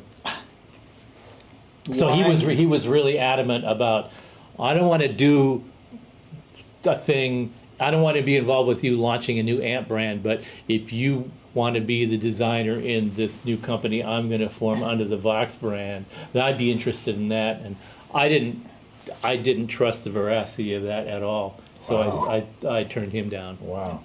And I also Was took that it- at the same time? Yeah. Okay. And I also took it to Valley Arts, and they wanted to be a dealer. Okay. But they wanted to buy one or two to They didn't see wanna how it back would go you. first. They didn't want to, no. Yeah. And honestly, at the time, I didn't even know what backing anybody meant. But you were All I was interested for in- a partner. What I was interested in was, am I going to be able to, if I'm going to do this, I got to at least make 10 or 20 of them to make it worth my while. And so I wasn't really looking for a partner. I was just looking for somebody that would do the distribution sales part and commit to taking 10 or 20. And then that would be sufficient motivation for me to go build a bunch. Because I knew that, economies of scale. I didn't want to build one at a time. I'm not the kind of person that wants to build. I'll build a prototype because you have to build one. But in production, no way would I build one amplifier at a time from bottom to top. There's just no Okay. way. As soon as we got the thing off the ground, I immediately started hiring people and teaching them how to do assembly because I wasn't interested in that at all. But that's going past where you are in the story. I feel like you told me that when you took it to Valley Arts, they scratched their head and said, "Why does a guitar player need a power amp?" They I remember had, that because I thought it was hilarious. they had already gotten the Rivera head, and Rivera was saying that he was going to make a power amp. Oh, okay. And I think you're right. In general, the guys at Valley Arts were like, what would you do with a power amp? But there was one guy there who was Martin, who was really tight with Paul. And basically whatever Paul said, Martin was on board with. Paul Rivera. Oh, okay. Yeah, of course. So Yep. as far as Martin was concerned, Paul's word was gospel. So if Paul said that he was going to do a stereo power amp, there must have been a good reason for that. He was anticipating that, but it Yeah. was taking time. And I came around and I said, I'm thinking about doing a power amp. And what's the level of interest? And I kind of told him the outline of it, same as like before I had the prototype. And he said, that sounds interesting, but that's as far as that went. The next You're talking about Valley Arts. Yeah. Or- Yeah. The next Valley Arts- conversation yeah. was that way. us. So Valley Arts missed the entire rack era. Yeah. They didn't get it. They weren't involved in it. They didn't even try. But Martin was doing it on the side. He was making cables and starting to Miranda. Martin Miranda. Oh, I don't know. And he was doing that because he and Buzzy Feiten and I were trying to figure out how to coalesce all this before racks actually started. Me and Buzzy and Martin were figuring out how to corral a bunch of stuff in a big rolling box to make it all work together. Yeah, you built. How many racks did you build Well, I built for yourself? I built it like 3 or 4 for myself, starting out with. And when was the first one? What year was that? God, that was Really early, right? 83. Yeah. It was, Wow, that's early. and it was in. I might still have one around here. It was in those red plastic milk crates that were 17 inches wide inside. Oh, serious? Yeah. The plastic crates that we used to like just stack up. And, Yeah. Wow. Yeah, I built it in that. I had a preamp and I had a switching system. There's a piece of it in here. It's sitting over there.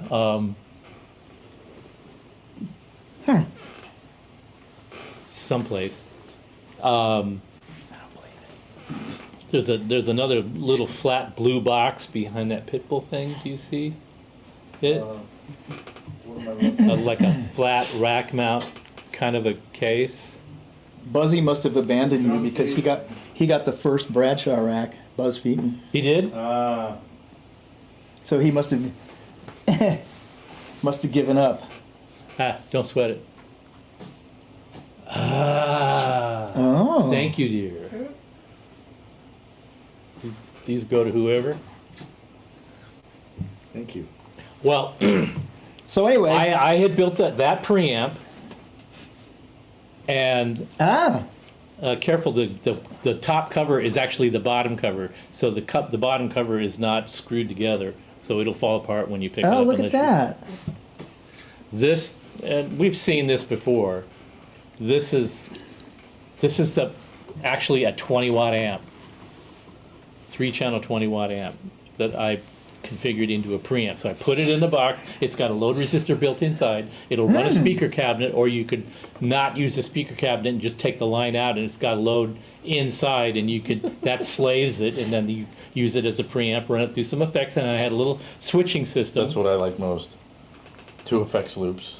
Had 2 effects loops, a switchable one and a manual one, and so I had that in a milk crate with a switcher and an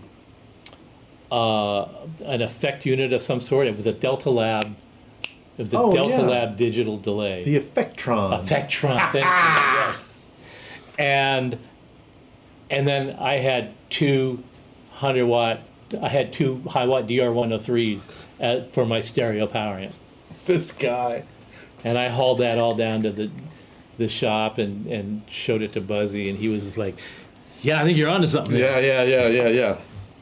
Wow. Wow. Look at this little thing.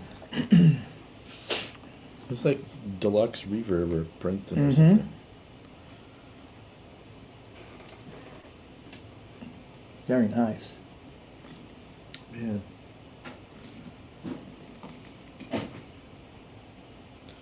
Steve is Yeah, I had And, the other piece of that. I wasn't really intending to show it, but I just did.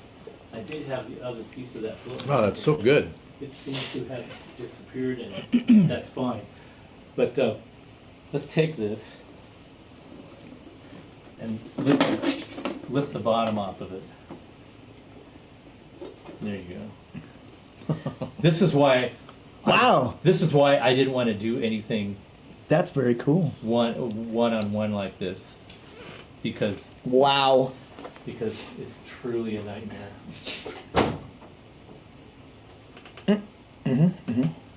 So there's the power supply over there. The output transformer is that big silver thing. Those two gold things are the load resistors. This is all the preamp circuitry, which is kind of hard to see. It's been taken apart and put back together a bunch of times.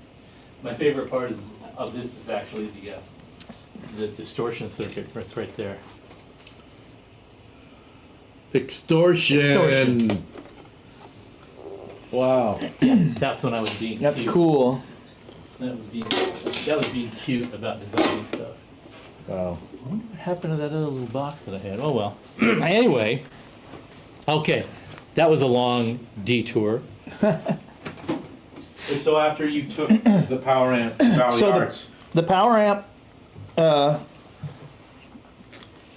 Stevie dropped the power amp off, and I saw it there on the bench. And I said, "That's a power amp." And no, I worked that evening. I think I ended up being there alone. So there were lots of preamps around then, and we may have had what year was that? That was 88. Oh shit, 88. So It was just before I officially started the company. So I left there it. weren't very many preamps around then, were there? No. there would have Solano? been There was a like Soldano and a. the Lee Jackson might have There been was out, the Metal the Mesa Quad preamp. No. Was the MP1 out in '88? The 88 MP1? The ADA? I don't remember. It was the Rock Mod one out? Maybe. But I plugged a preamp into the power amp, and I was startled, shocked. Because you've been playing the Mesa power. I had not been playing the Mesa. Oh. You weren't a Mesa player. I was not a Mesa player, and but I heard a lot of people playing them, and I plugged it in, and it was so fat and sweet, and the touch, what it did to the touch of the guitar and the preamp was magical, and it was full, and it was amp-like, and you could do whatever you wanted. I started playing with the depth and all that stuff, and I was like, you can do anything you want. It's the biggest, fattest power amp there has ever been. At that moment, I knew that's what it was, and Yeah. it still is. Yeah. I remember thinking that you're doing stuff with it that I hadn't anticipated doing. I was just looking for big, wide, ka-chang. Yeah. And you're like doing this other stuff, and I'm like, oh, I see. And I think it was probably because you had access to preamps that I didn't have access to. So I called Greg Bales that night, and he owned Making Music, and I said,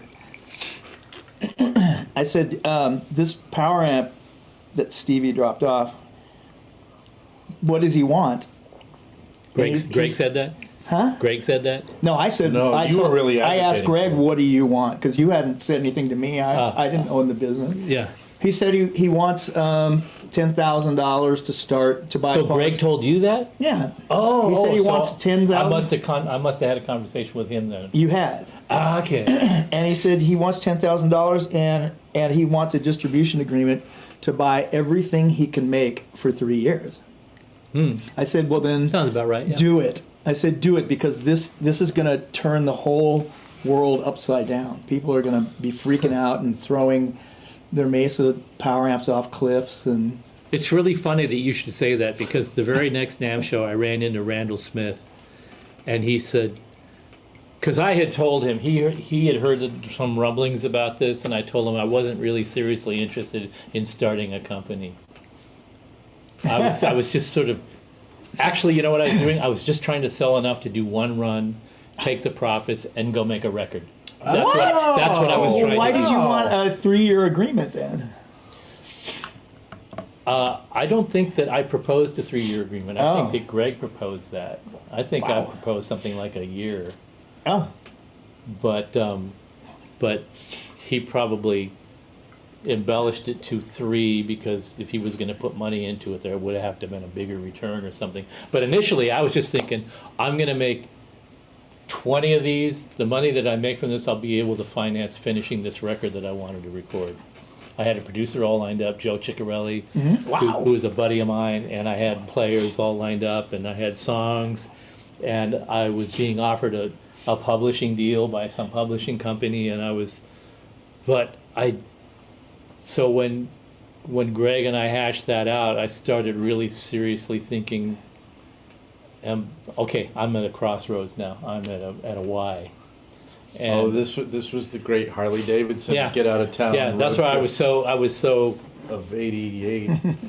yeah. I was so conflicted about that I couldn't think straight. I couldn't go to work, and I couldn't work on the thing. I couldn't talk about it anymore. I wasn't happy with the progress I was making on music. I was sort of losing direction. I've been playing this punk rock band. I enjoyed that, but I didn't think punk rock was really my calling. The stuff that I was writing was interesting. I was getting some interest, but I'm just one of these self-censoring artists that always shoots himself in the foot. You know, I'd write something, everybody says it's great, and I go, change it. Like, what's his face? Oh, yeah, you really like it? Okay, great. It must suck. I should go tear it all apart and start over again.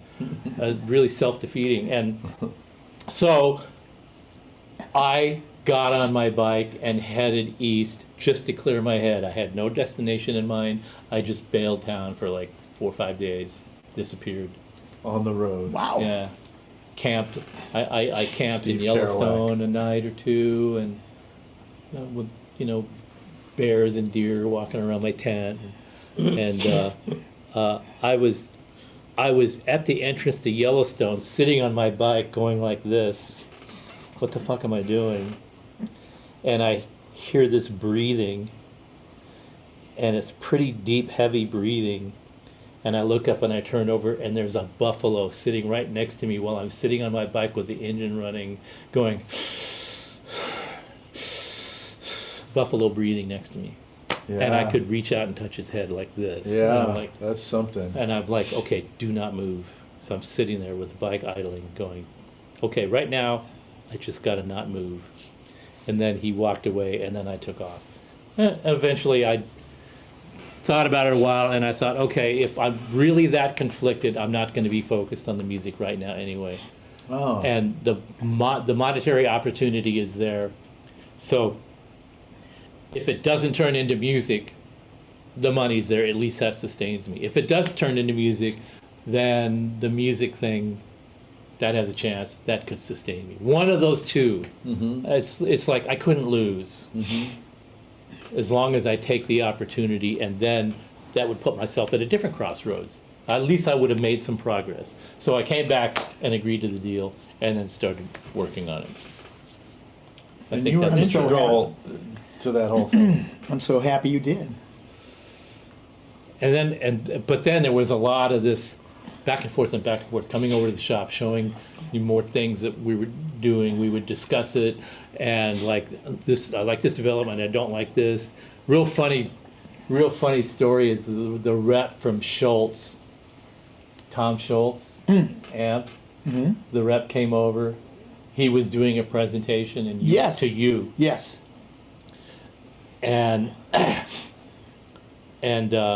had just before you started talking to that guy, I had brought the Pitbull prototype over, and you were playing through it, and he set up all this stuff, and you started playing through it, and you looked at him and you went, you know what, you should make something that sounds like that. And I went, oh my God, that poor guy. Oh, well, he's playing these Rockman things, and he's talking about it being Tom. I wasn't offended until he said, "This is Tom Schultz's sound." And I said, no, it's not. I said, I'm, you're sitting here in a store that sells VHTs and Bogners and whatever else. And I said, that's not Tom's sound. The sound that we all know as Tom's sound is a Marshall and a Les Paul. And I said, there's nothing wrong with what you have. But I said, we all know what a Rockman is. But at that point, Rockman was out. Yeah. He was trying to sell some kind of system. Yeah. I remember Right. it being a system. And I'm like, no, make one of those. Then you'll actually be making something that could be here. Wow. Is that the prototype? Yeah. But it was in a different. You didn't have that head shell when it. That's right. There is the original head shell. We had it at the show that we did that episode on. Was all cloth on the front. It was actually a Marshall head shell. It was actually Marshall. That amp. It's actually that amp, which is how. Is that the one with the Marshall transformer? It's a PA100 chassis, and that was the head shell that was on it. And I recovered it and put the VHT logo on it. But it was a 1968 That's right. PA100 that had been. I bought it from Guitars R Us for really cheap because they were bringing in stuff from England all the time, and this thing had been halfway underwater, been sitting in somebody's basement in a couple of inches of water for a while. It was pretty rusted out. And it was a PA100. So I gutted it all. I took all the guts out of it, and I took the chassis. He had the chassis plated with. I'd been doing the motorcycle thing, getting Yeah. parts chrome plated for my bike and all that. So I had been sending parts to Brown's Plating in Paducah, Kentucky, where they were doing. This is the Harley plating. This is the place that did like they were nationwide known to be the best plating place in the country in Paducah. Yeah. You would box up your parts, send them to them, just put a note with a list of the stuff that was in it. But You could didn't say I could want. You send your Screaming Eagle stuff. To them? This was before Screaming Eagle. You just made a list, a handwritten list on a piece of paper of the stuff that you were sending them, and they just. The assumption was you're sending this stuff to us to get chrome plated, so we're going to do the job that we do. Yeah. You didn't have to give them any instructions. This is a list of parts. Send them to them. A few weeks later, you would get them back, and you open up, and they're like glorious. And so I sent them. It must have freaked them out because I sent them a box of the transformer covers, the tube shields, the chassis, and the screws and bolts. Couple Oreo cookies. Everything from the PA100 chassis and all the hardware I sent them, and I got it back all beautifully chromed. And you saw it when we did the show. It's still a masterful chrome job after Yeah, 35 absolutely. years. It's still, there's no rust, no pitting. Do you remember how much that ran you? Yeah, it was like a couple $100. Wow. Which probably seemed like, wow, I'm sending all these really off-the-wall rare parts to someplace in Paducah, Kentucky, and they're going to come back, and I'm just... But I'd already dealt with them, so I already knew that I was going to get How nice quick parts was back. the turnaround? It must have been a month. Who knows? Wow. I couldn't even tell you. It had to be a month, 6 weeks. Do you remember when Ibanez did the Universe guitars when they first came out, and they had the multicolored Universe, like the swirl paint job? Universe Remember meaning those? Steve Vai? Yeah, the Okay. 7-string with the swirl paint job. Hey, Ziegler's here. Hey Ziegler, what's shaking? I wound up with one of those guitars, one of the original swirl guitars, and I had it in my room, and I had a weightlifting bench in my bedroom, and I had like the bar for bench press, like leaning up against the dresser, and it fell down and took out the guitar and like cracked all the paint on one of the horns of the guitar. So I sent it to, I found this guy called Darren Johansson.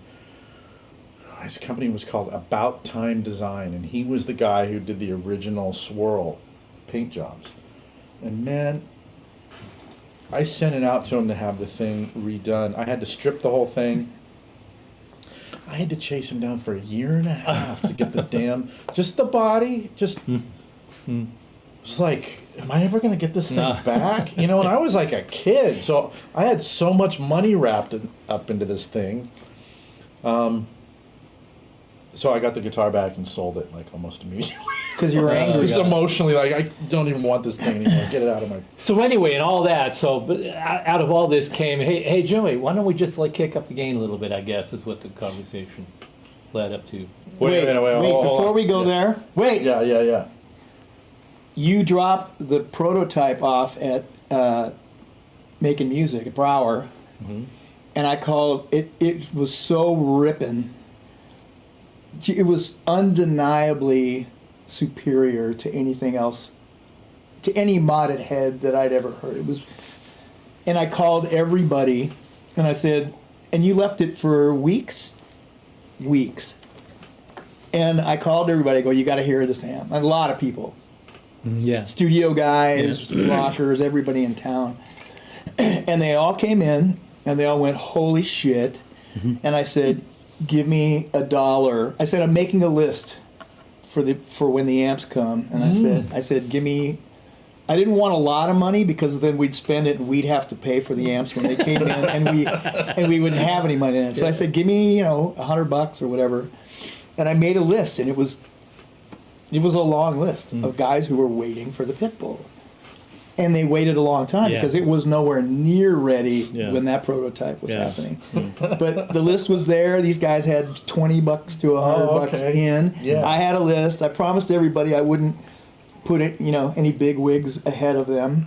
Oh, okay. Yeah. Which I don't know if I did or not. I don't remember. No, I didn't. Because some of the big wigs were already on the list. So anyway, but that amp was life-changing. That prototype is life-changing. Well, it changed my life. Yeah. In all kinds of bizarre ways, But so this is what you were working on. Like, this was alive. You guys had a relationship when you picked up this amplifier sitting behind you. You heard him playing it on a gig, we don't really want to rip it up and do. Why would we do that? We're not going to turn it into a Pitbull. If you want that, you'll get that in the meantime. But this is like, you just need a little of this. Yeah. So the little of this was the Dickies mod, is what we're calling it. Yeah.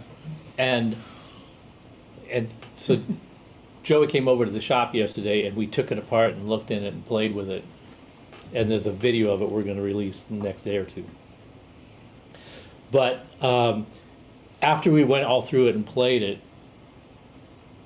the playing part at the end was instructive to me, because when you started playing it, it had this really a much thicker, juicier sound than I remember. But then when I played it, it was too much for me. So I turned. You said whenever I came to jam with you, I turned the gain down and the master up. So I did that and played it, and I immediately went, yes, that's how it's supposed to sound. And then when I got home after that, after you guys left, I went, exactly, because it was a spin-off of this Dickies mod that I had done when we were touring on the East Coast, and we were in between. I think we were going down to Washington, D.C. from New York. We'd been playing a few shows like the CBGB's and Irving Plaza, and there was a place called the Ritz that was this big 1920s ballroom, beautiful place, since been torn down, I think. We were going to DC to play the 930 Club, and as we were going down through downtown Washington DC area during the daytime, and we drove by a Radio Shack, and we'd been playing these JCM 800s, brand new ones that we rented from SIR, with the cabinets, the 75-watt speakers, so they were pretty fresh with 6550s, and we were getting murdered by them because I was actually using a modified Super Champ as a preamp into a high watt head, just the power amp section, and the other guy was using a 50-watt Marshall, similar to yours, only it was a 4-holer. It was a 50-watt JMP probably a 75. And so when we got out on the East Coast, we rented the gear because we wanted to ship it. We got pretty much a new JCM 800s. And they were brutally loud and too clean. Mm-hmm. So after 3 or 4 days of this, we're driving through Washington, D.C., and I spotted a Radio Shack. And I told the guy, pull over. And I ran into the Radio Shack, and I fished through some parts and found a variety of resistors. These will be they'll roughly do the job. And electrolytic capacitors for cathode bypass. I'm like, yeah, I'll grab a couple of those and a couple of those. One of those will do the job. Enough. We were just looking for enough to get over this is like The painful. best part to me is that these are rental amplifiers. Yes. It's like I'm just gonna open them up and Yeah.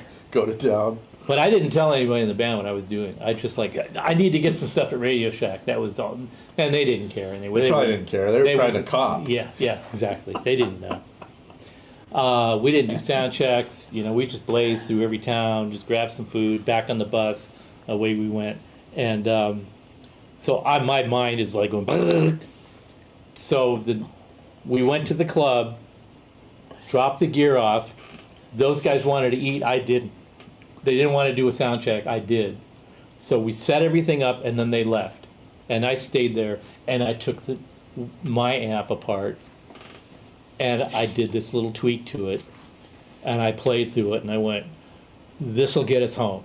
Mm-hmm. And I'm playing the Esquire at the time. Yeah. So this is my reference guitar that I'm doing this mod for. Yeah. The other guitar player is using an SG, so humbuckers. Yeah, but man, an Esquire So through. we don't want it to be too over the top. I need to get enough gain for this thing to roar, not so much that the other guy's amp would be too saturated because he wouldn't like that. He's like really specific and about what he wants, and anything that's not that, he's just like, he doesn't even know why it isn't working for him. It's just like it's the wrong voodoo. And so, but I did them both the same way because I didn't have time to think about one should be tuned one a different way than the other. Yeah, and it wasn't such an extreme mod. They that it's- just needed to be functional. Yeah, yeah. It wasn't, like you said, it wasn't an extreme mod. It's just a little bit of fairy dust. Yeah, so I did that on both of them. Played it in the club, but not with the rest of the band because they weren't there. And I thought, this will ameliorate the pain and work. So the guys come back, we do like a quick 2 or 3 songs to get for the sound guy, and then off in the dressing room, and the other guitar players are going, this room is a little different. Amps are actually sounding a little better tonight. I didn't say anything. And I didn't say anything the rest of the tour. But were those your amps that you toured with? Or were those rentals? Those were the rentals. Oh, that you took with you everywhere. Just on the East Coast, we rented those from SIR in New Got York. So we did the rest of the East Coast tour with those. Down to Washington, D.C., like Virginia and a couple other places, and then up to Boston and a few other places. Back to New York for one more show, and then back home. And the last day of before the show in New York, I was out shopping, getting away from the rest of the band by myself. And I even went and got my own hotel room Oh, just to get it was away that. from It everything. was that part of the tour. Yeah. Yeah. So I went and got my own. I already had my own plane ticket back. Uh-huh. I went and checked into the Howard Johnson's on 53rd Street. I got a nice room for a decent price. I thought I'm going to splurge a little bit. I went down to St. Mark's and went clothing shopping, and hung out. Had some pizza. Had a couple of drinks at some of the local bars down there. Just had a really great day. Came back to my hotel room. 2 of the guys in the band are in my room, out cold, works everywhere, porno TV channel running. That's wet. Wait, wet in this towels room that you went and in got on my your own? room. They found you? They found where I was staying and convinced the manager to let them into my room. And when I got to my room, I looked around and I went, And I called the front desk and I said, who are these people in my room? They said they knew you. Is that how you operate your security around here? And they like immediately set a security guy up. And they moved me to another room. Rather than clean up that room, they moved me to another room and then they dealt with those guys. Your bandmates. Yeah. Then Funny. Then that night, I go down to the club and I hear this shouting and wailing in the dressing room.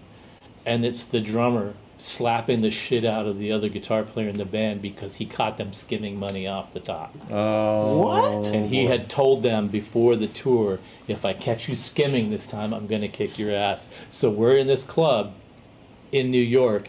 And he's got him up against the wall, and he's bitch slapping. This the is guy. at the Ritz? No, I think it was at CBGB's. Huh?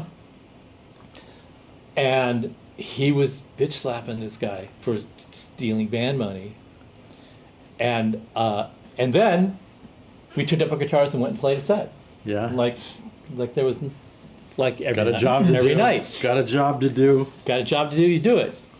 We played the set, it went great, everything sounded great, and that was going to be the last night. I'd already checked out of my hotel room, I had my stuff packed in the dressing room, and the other guitar player comes up to me and goes, oh, we've got 5 more dates added to the tour. And I went, enjoy yourself. I left, got in a cab, went to JFK, and I was gone. Wow. Wow. And That is how of you course, left the band? of course I did, yeah. And of course I didn't unmodify the amplifiers before I Of course not. So See, this is the lineage of what you have. yeah, All of that experience is living. That's in right. your yeah. amplifier. So when I played it the other day, I just went, that's right, it was the Esquire. So that makes sense why it would have been that way. So Ah, so I see. So I have the Esquire, I have the amp set up, it's plugged into the stream. And it still has that mod in there. Yeah. Yeah. And that was the first time, yesterday was the first time in 35 years that I'd looked inside the amp.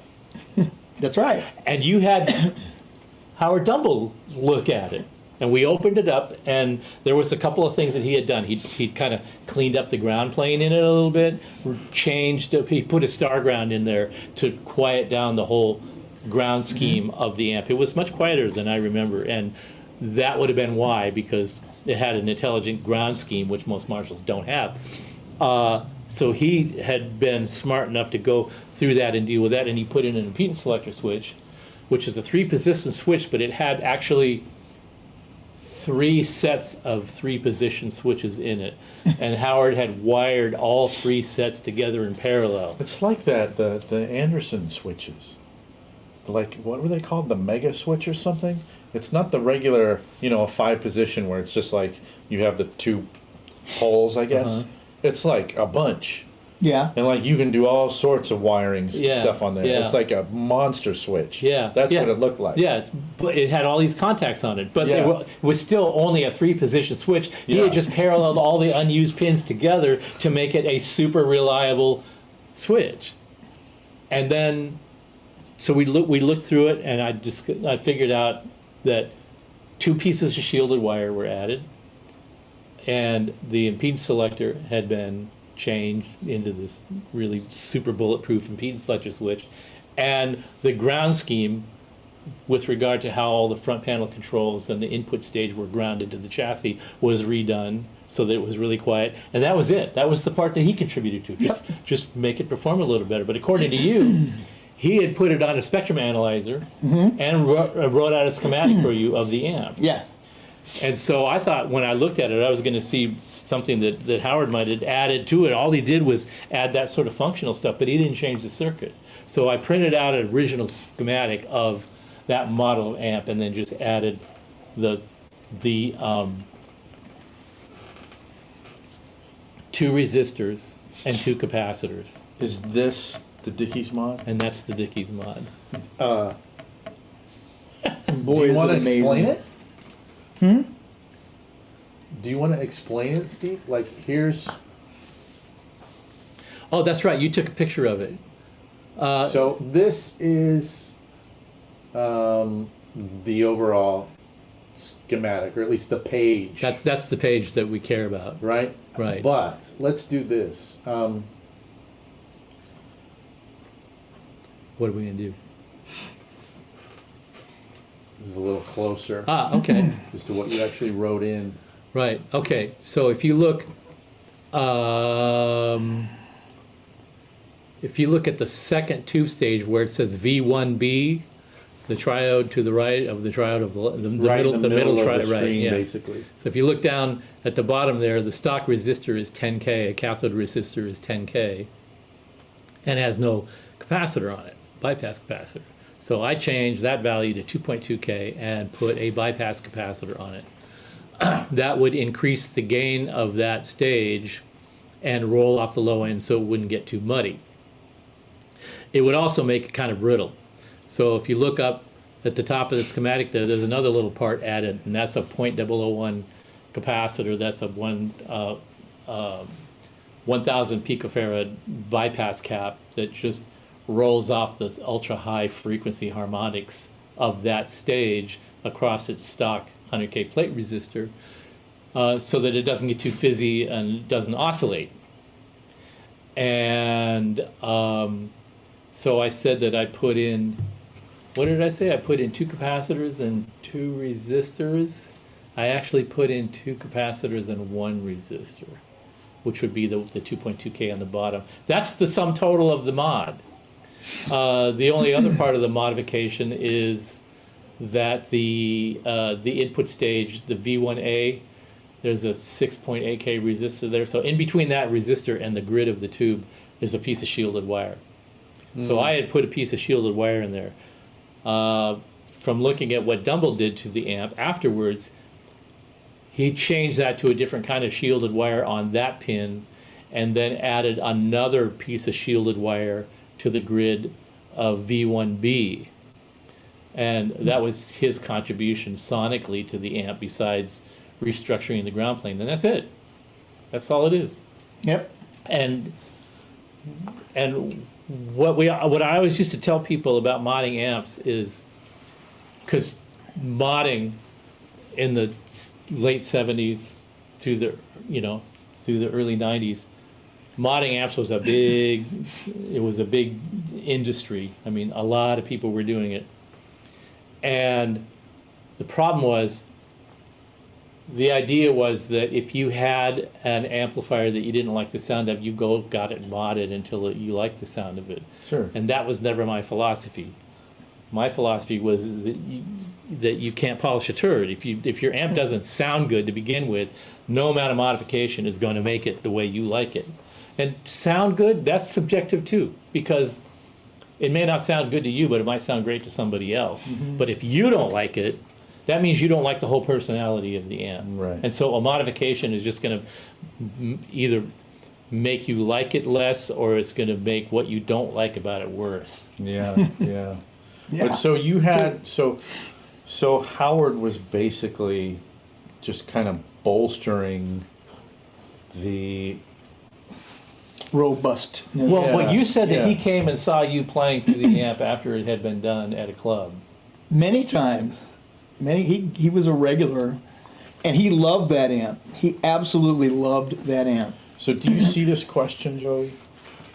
Can you talk about your relationship with Dumble? Do you have any, pretty interesting personality, Yeah. a true character? You have any interesting, funny, tragic stories?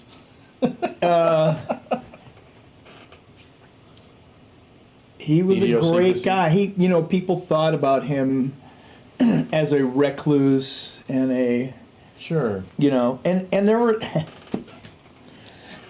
there were artists that knew about Dumbles, and they would order an amp, and like we talked about earlier in this, they failed to have a relationship with the amp. Yeah. Bonnie Raitt is one who Okay. got one and didn't like it. Jay Graydon, it would have been a perfect amp for Jay, but he's very impatient and he didn't want to wait. And Dumble, there were two ways to buy a Dumble. One was the regular way where it took 6 months, and the other way was 180 Express, days. yeah. Wait, no. It was 180 days. What is that? There was three levels. There was the standard one that like took 6 months to a year or something. No, and yeah. Then, and then there was the 90-day express, and then the 30-day express, or something Yeah. like that. I'm not sure he would promise And they anything.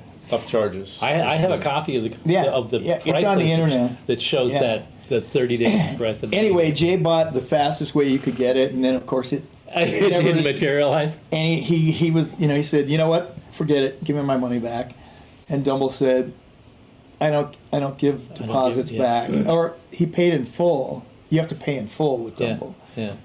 And he said, but you don't pay people back, but you're going to give me my money back.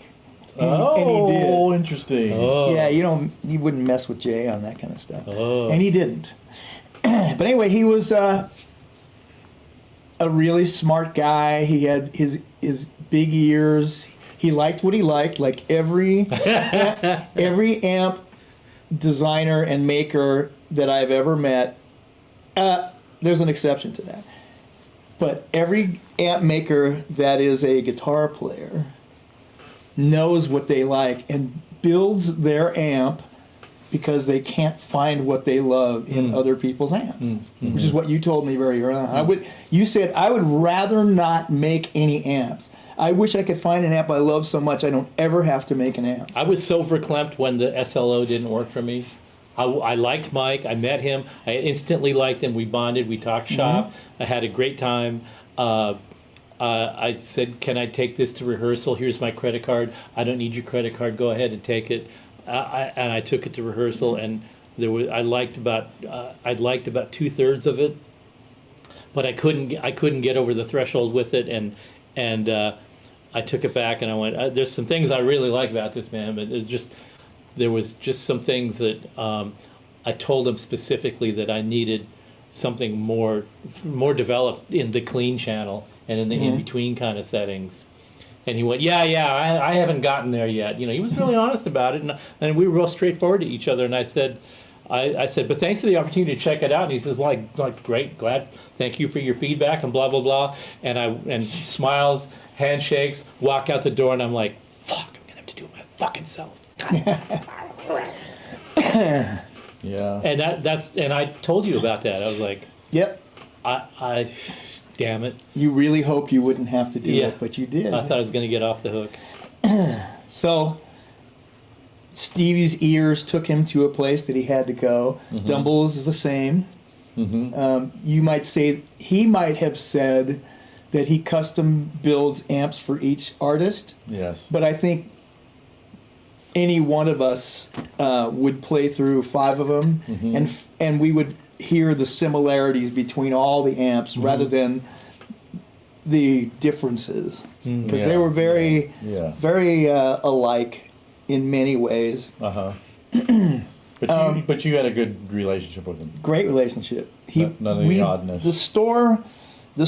So Greg Bales was he recognized that Dumbles were going to be incredibly valuable, and he started buying them up. And he would, if anything came for sale, somehow he fished it out and he would buy it. Okay. So there were Dumbles in the store, Okay. and then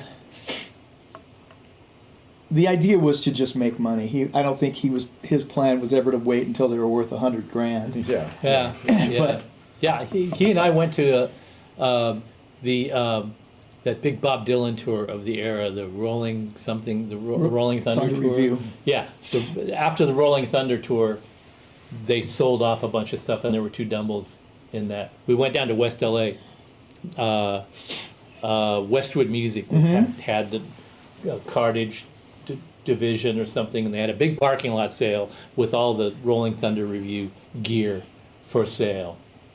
Drums, amps, road cases, lighting shit, PAs, mics, all kinds of stuff. Spare parts. There was 2 Dumbles there. And we got there just as the bidding for the Dumble amp started. And it closed just as Greg was getting ready to raise his hand for the first one. and it went for like $1,200. Wow. And then the second one came up, and Greg got that one for $1,200. Wow. And the two guys that bought the first one were standing around, and they weren't going to buy the second one, but they wanted to see how much the second Sure. one was going to go for. Yeah. And so after that, Greg started talking to them, just small talk, and they were like, "Oh yeah, that's about what we paid for ours too. Yeah, we were wondering how much the second one was going to go for." I think that we played them before the thing started, and that one that you got might sound a little better than this one. I'm not sure, but this fit my budget. Yeah. So I'm happy with it. I think I got a good deal. Yeah. And Greg's like, "Yeah, I think so. So you paid $1,200, huh?" And the guy's going, yeah. And he said, "How about if I give you $2,000?" And he went, "Excuse me?" Because I'll give you $2,000 for it right now. And the guy didn't even know what to do. He was like, never even occurred to him that Yeah. he would like flip it and make Right. $1,000 in Right. 10 minutes. Yeah. And he was so flabbergasted that he went, "Okay." Yeah. And Greg gave him the money before he got a chance to change his mind, and we walked out with both of them. Wow. Wow. So I found a guy in Germany who, Dumbles, you couldn't get a Dumble in Germany. So I would sell some of the Dumbles to him back then. This is, how far back that is. And he would pay $20,000 for them. Wow. Man. Back then. Wow. Wow. Because you couldn't get them, and there were rich German players who really, really, really wanted them. Wow. So, Hey, pull up this question from Carlos Richardson. This is pretty funny. Oh, you know what? Ziegler's saying, "Where's Reinhold?" Actually, let me talk about that, because I bumped into Reinhold. Remember when I sent you that picture a couple months ago? I was crossing Glendale Boulevard in Echo Park, right where I live, and I hear this familiar voice, and I turn around, and it's Reinhold. And he's right behind me, like just coming out of Echo Park. And we stood there and we talked for about a half an hour, and I actually invited him on the show. And so John, when you're saying, "Where's Reinhold?" He's like, "Yeah, maybe I will, because I really respect Steve." But basically he said that he's completely tuned out of everything social media, wants no part of this stuff, and that's where, well, I don't know where Reinhold is, but that's why he's not here. That's why he's like adopted sort of radio silence, but yeah, for you guys, I'll do it. Kinda. Yeah. So anyway, he's coming? Well, we'd have to drag him out. we shut down for the holidays shortly after that, so we haven't pursued that yet. But Yeah, I have that picture here somewhere. we'll have to figure that out. We got a couple pictures of him. I ran into him at Whole Foods a few months ago. Oh, you did? Yeah. I was like, what are you doing here? You're in my neighborhood. Yeah. We're like talking about, what kind of bread we like. Yeah, Nothing. There he is. Nothing about amps. Nothing about nothing. Just small talk. Old wives hanging out at the. So cover your faces, gentlemen, and then I think it will focus on. You got to basically stand in front of our. There it is. You go. Yeah. There it it is. is. Coming in and out. Yeah. Anyway, I saw him a couple weeks ago. you saw him a couple weeks ago. Yeah, he came to my house for a photo shoot. No kidding. Yeah, because at Making Music, I was testing all the ecstasies before they went out, because there were so many things on ecstasies that could, and so everything I tested, and every once in a while I'd find one that was really, really good, like better than all the others, and they were all really good, but so I put one aside for me and start paying the store off for it. I see what you do. and How you do this? yeah, you're right. Yeah. And I We all and do then that. and then Eric Johnson came in one day, and he's like, Where the Dumbles at? "What's good?" And I go, "Oh, fuck." So I took mine because I wanted him to buy it at that time, and I put it in him in the room with it, and he came out. He said, "Yeah, I gotta have it." And I'm like, Okay, so I lost my amp. And then, a couple months later, I found another just crazy good one. So I put that one aside, started paying on it. And then Walter Becker walked in the store. And he walks up to me and he goes, so what's new? Yeah. Like he knows me. And I'm like, oh my God, it's Walter Becker, one of my big idols of life. Yeah. I said, all right, this is new. So I put him in a room with it, and he noodled for like 2 hours, and he came out and he said, I have to have it. So he bought it, and he went. That was right when Steely Dan was going on tour again. And he went on tour with it and never stopped using it, and died, right, few years ago. And then all his stuff went on auction, Julian's auction. That's right. And James Santiago said, hey, you want to go see the Walter Becker stuff? Because it's in Beverly Hills at the Julian showroom. I'm like, yes. Yeah. So I go with him. I go with him. The first thing I see when I walk in is my Bogner. And I go, holy shit. That's my amp. Because he had a few, but I knew which one was mine because it had that metal grill. But you didn't buy that. I did buy it. Oh, yeah. So That's a good story. So a couple weeks later was the actual auction, and online. Yeah. I'm going, am I going to bid for this thing? And I go, yeah, I guess. I'll bid to $3,000. Okay. That's it. And if anybody bids over that, I'll just drop out.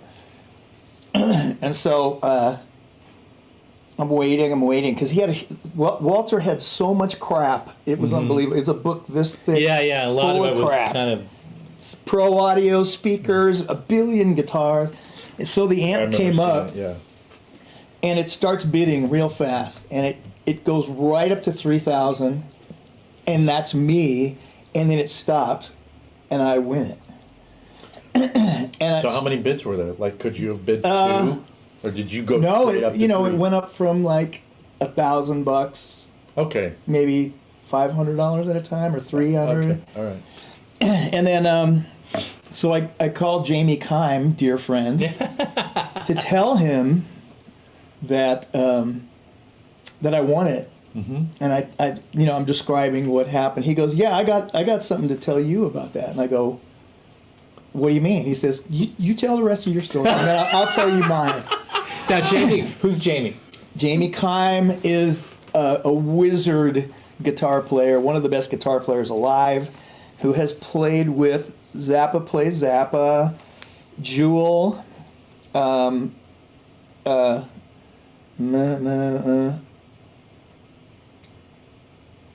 can't remember her name. Teddy Landau married her. Oh, Julie. Yeah. Oh, Michelle Brandt. Yeah, Michelle Brandt. She played with. Well, Jamie's partner in crime at the Baked Potatoes here, John Ziegler. John. Who else do you play with? Hi, John. Don't go. Anyway, so Jamie goes, okay, here's. I told him my story, and he says, okay, here's my story. Danny, what's his name from Tool? Danny Carey. Danny Carey is in one of Jamie's bands that plays at the Baked Potato. And, of course, when Danny Carey plays, the place fills up and you can't even move. But anyway. As John knows. Yeah, as John knows. 800,000 times. And, you've played with him a few times, John. And so he says Danny called me and he said, I want to buy a bunch of stuff from the Walter Becker auction. What should I buy?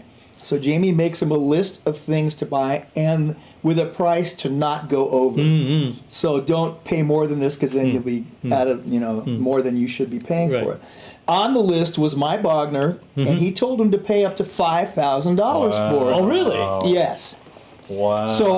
So then he says, so when that amp came up, you were bidding against Danny. I said, so why didn't it go past $3,000 and me win? He said he was on tour in his tour bus, and at that moment he lost his internet. He went to an area where he lost his internet, and I got the amp because Danny Carey lost. Meant for you to have it done. Fate. But anyway, I love that. It was funny. So I have it, and I called a photographer friend of mine to come over and shoot it because Oh, so you had Ryan they're- out there. so I called Reinhold to come over Oh, and cool. pose with the amp with me because there's gonna be a story about that. Cool. That's really cool. Very cool. That's Very really cool. fun. Wow. Yep. Let's see. Real quick, Carlos, thank you for your patience. Thanks for waiting for your answer. I don't know how long you've been waiting for a current Deliverance 412, but we basically shut down before the holidays and stopped shipping for most of December. Yeah. And so if you've got something on order, like at Musician's Friend, for example, we're going to start shipping this month and next month. We're going to be shipping a lot of stuff. In fact, we're going to have to start wrapping this up pretty soon because we all got to get up early Monday morning and we got a lot of stuff to do. But we're going to start hammering in earnest on back orders. So if you've got something on order with Musician's Friend, they're going to start getting it in relatively short period of time, so you won't have to wait that much longer. You heard it here first, kids. And you heard it here first. And also about the rack mounting kit for the PLIRs, we are going to put our energy back onto the GPDIR and get that done. And at the same time, we'll have a rack mount kit that will fit the GPDIR and the PLIR. So that's coming down the pike too. I can't tell you when that's going to happen, but it's not a terribly hard project. It's just that we've got 15 projects that are all in the works right now. So we'll get to that. Thanks for hanging in there. That'll get taken care of. The next thing I want to do is, this turned into some really interesting conversation about, our back channel stuff that I hadn't thought about for eons, and it's really great to sort of fill in the blanks of some of the stuff that you obviously remember really well and not remember at all. But that was just kind of the nature of the thing at the time, and I'm having a lot of fun doing that. But I did set up so that we could play the amp live, and so I want to do that. I want to play the Esquire into the amp, so you could hear what this mod sounded like it was intended to do with that particular guitar, and somehow the power got turned off back there because the power load is off. So we have to figure out. Actually, I think the amp just got turned off. No, the power load is off too. See, so whatever is the Did you, when you were fiddling around there, maybe? So we're gonna fire this thing back up and then the mics will go out. then Yeah, exactly. Wait, Hey, Pete, I see your post here, man. It's great to see you. I remember that guitar. I think, did you sell it to me or did I sell it to you? That was like 2008 maybe. And I remember the neck of that thing had like an offset kind of V or something. But yeah, it was a really weird sounding guitar, and I forgot that there was 300K pots in there. But good to see you, man. And while we're getting this warmed up to mess with, Joey brought a couple of bitchin' guitars that we're gonna look at. Oh, okay. Secret special. What's that? Coffee. Coffee? Yeah. Well, I would have made you some coffee if I'd have known you were like a caffeine freak. But I got to tell you, I am really enjoying my Shirley Temple. I enjoyed my Shirley Temples. Now gone. I wonder what it would. That was. I wonder what it tastes like with vodka in it. Oh, not now. I had a really rough New Year's. I had a suspicion that might be the case. Oh man. You gonna play first, or you want me to? Yeah, I'll play first. Okay. So you guys have all seen the guitar a bunch of times. So we're just gonna flip it on. I've got a speaker cabinet setting on the PLIR, so it's going into the stream. Is that a custom shop? What? What is it? that No, guitar? this is a Steve This guitar. special.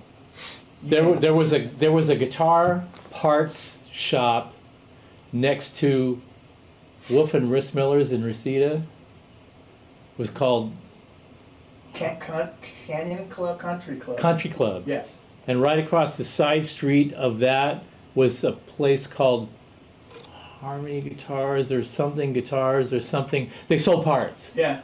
I bought this body there. I think it might have been a Mighty Mite. This is when I was working at Valley Arts, so this is like 1979, 80. And what I love is that is not a relicking job. This, When you had that sprayed, it was just. I had a bullet strat neck cut down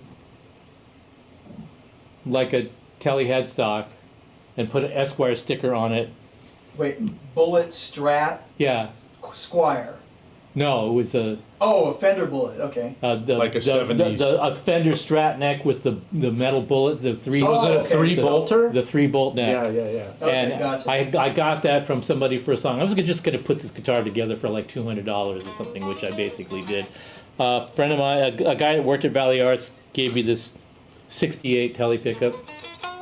And I gave the body to a friend of mine to do the finish. He did this thing where he took charcoal and streaked the grain with charcoal underneath it, and then painted it this semi-clear salmon color that gradually reliced itself, because I actually used this a lot playing shows. Sweated on it, beat it up, threw it in the audience, beat people with it. The neck was always too skinny for me, so I had a guy down in Jim Foote. Remember who Jim Foote was? Is? I know that name. He made the neck for me. Oh. And it was a little too wide and too sharp on the edges, but it was really a nice neck. And he put an extra fret on it, which I thought I needed at the time, and it turns out I never did. But No money up there, yeah. as they say. I never heard that. I You love haven't? that. I love that. So about a year ago, I got a chance to play live at the Greek with the Animotion guys, because I played on their record when they had that hit in the 80s. And I asked Bruce if he could just do something to make the neck a little bit. Bruce Nelson. It was too sharp on the edges, and the frets were too sharp. Yeah. And it was too sticky, the finish and all that. But it was nitro.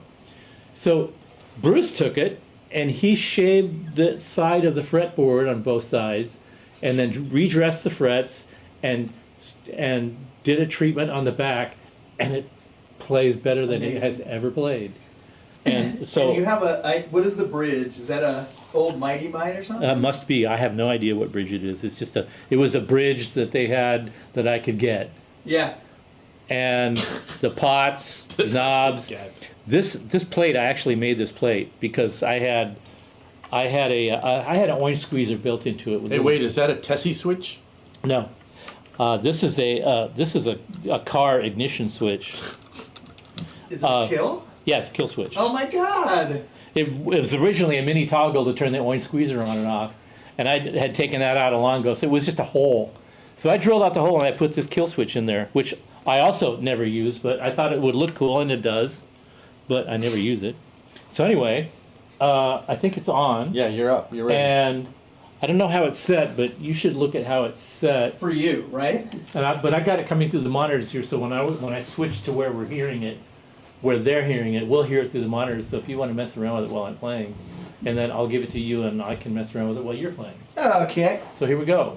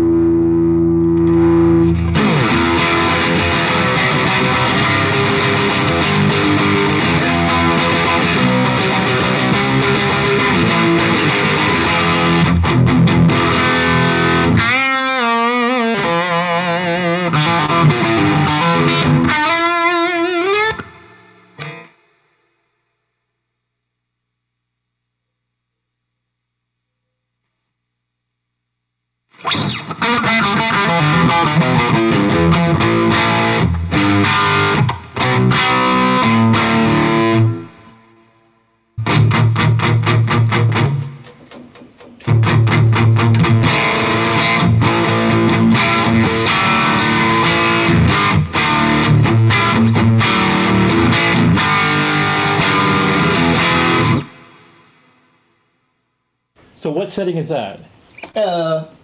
Gains at about 7, masters about 4, treble 6, mids at 3, and bass at 3. Okay, so turn the gain down and the master up like I would normally set it. Like, Is it gonna get too loud? No, it'll be all right. Okay.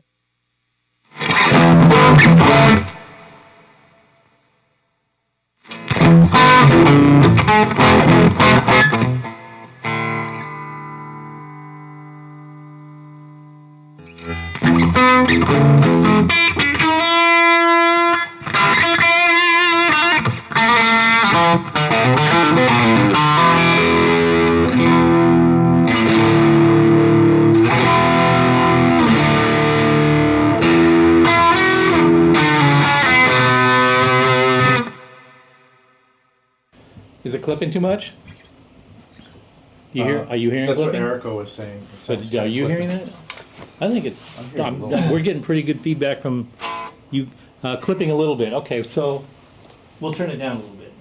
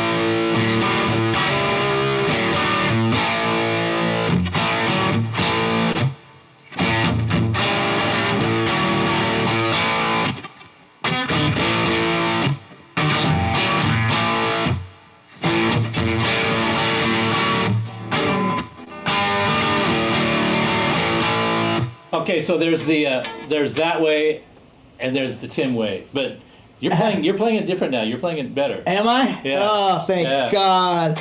So I switched the cabinet because the cabinet that we had selected was probably a little too spiky for that sound. So I switched the cabinet, that rounded it out a little bit, and I turned the level down a little bit. And I also turned the preamp gain up a little bit and the master volume down a little bit, sort of more in your direction. So now, but does that neck feel great or what? Yeah. Well, it's Bruce Nelson. Yeah. Anyway. You know, what's great is he didn't. This is so tweaky, but he didn't roll the edges too much. He just took the sting out of it. Yeah. And because sometimes you can roll edges too much and it comes so round that you almost can't find your center. Oh, really?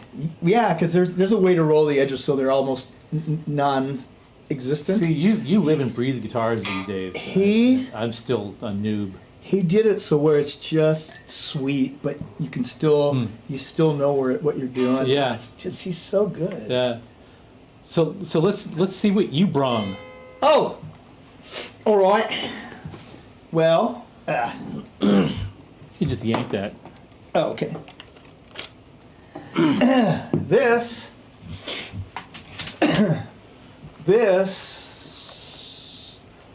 It's green.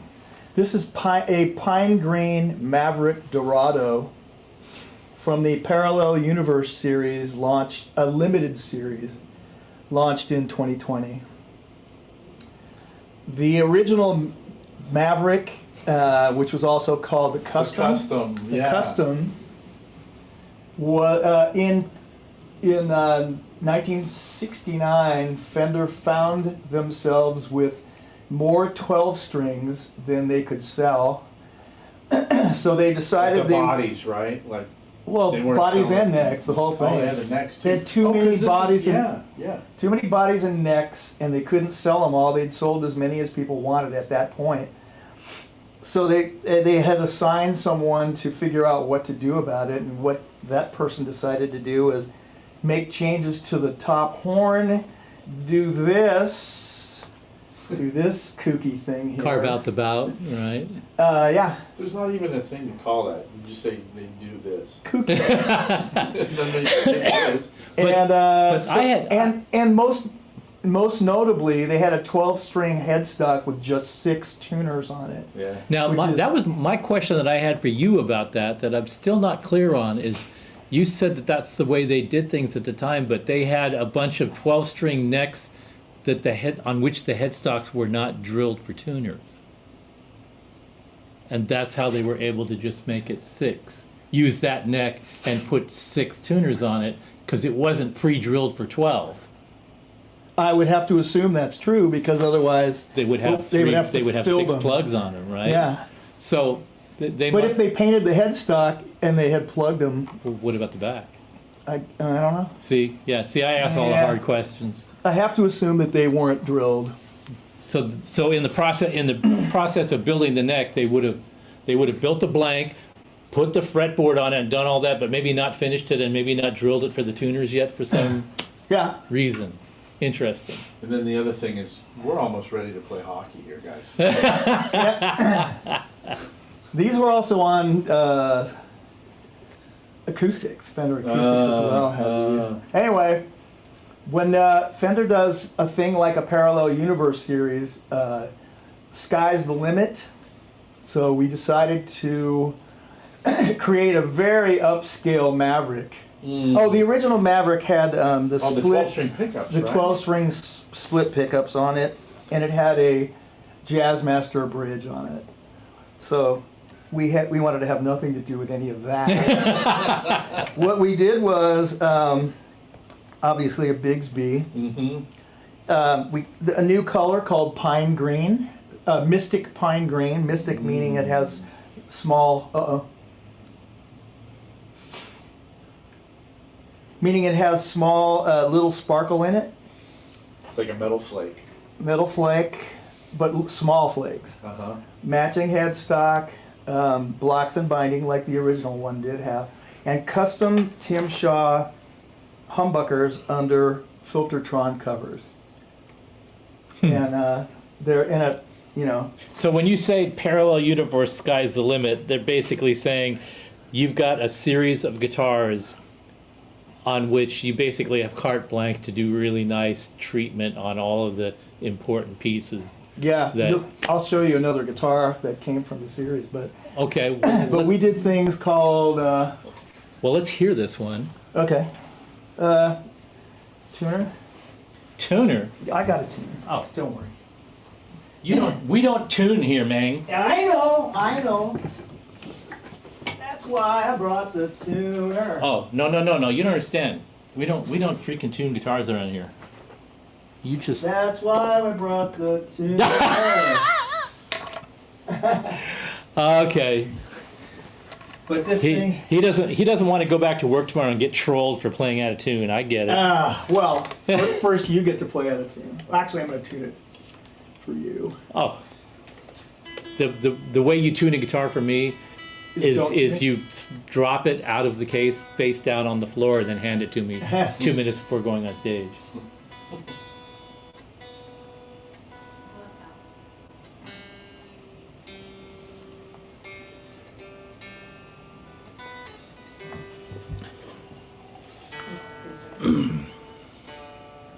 It was far, far from it. It was far from. Far from in tune. Oh. It's all relative. Then you were ready to play the rock and rolls.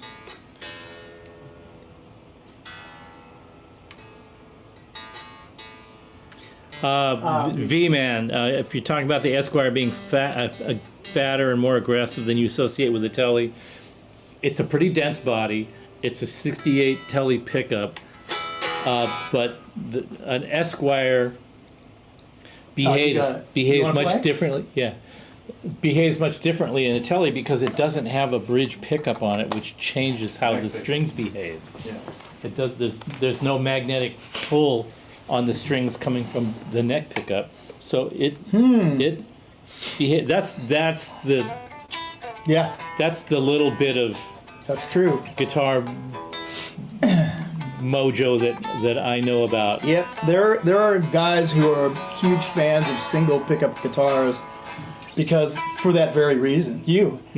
For that very reason that having that neck pickup changes the pull and the sustain and the vibration of the string and everything. Yeah, same like with the upside down Hendrix Strat thing and all that. Yeah. That's as far as I delve into that stuff. I've got a bass that I bought from Joe last year, 2 years ago, and then I bought pickups for it from Joey to make it better, and I succeeded in turning it into a complete piece of crap. It's unplayable, it's unusable, it's been sitting there. Now I have to go find somebody to undo what I did and make it like worth playing again. I liked that bass when I had it. But yeah, well, you didn't have. After you had it, I made a mess out of it. What was it? That's Just that because that's what bass I right do. there. Oh, Yeah, I put vintage pickups in it, and it was totally the wrong thing to do. So this is what is this model called? Maverick Dorado. This is the Maverick Dorado. Wait, now you're looking at the amplifier. Oh, it's on. Hold on. Is it volume control on? Wrong switch.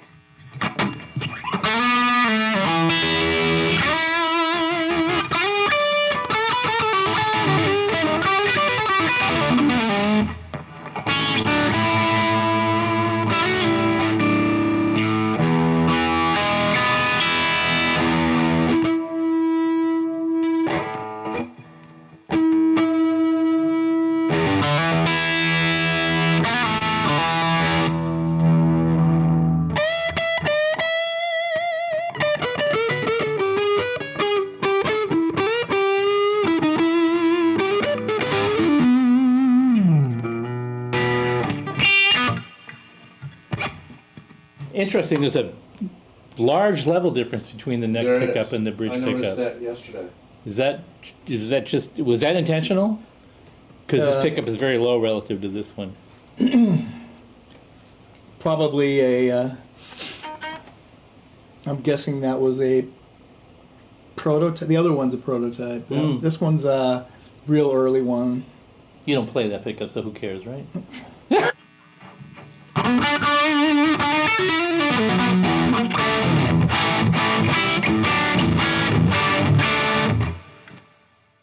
Well, I managed to knock the crap out of that out of tune. And drop my pick. Yeah, see, I'm It's terrible. all going to hell. You're disgusting Jody right now. Ah, no, he's not. Okay, I want to do this guitar justice. I'm going to give it to Joe. Uh-oh. I hope I don't.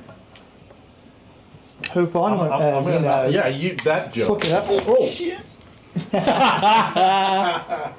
Uh-oh. Okay, we're going to trash this. I'm going to switch.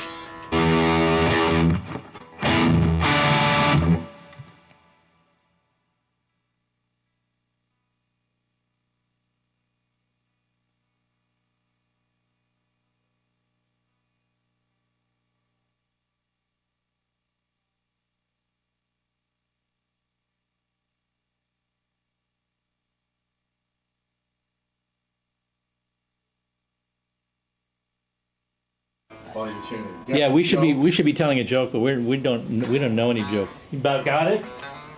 Yeah.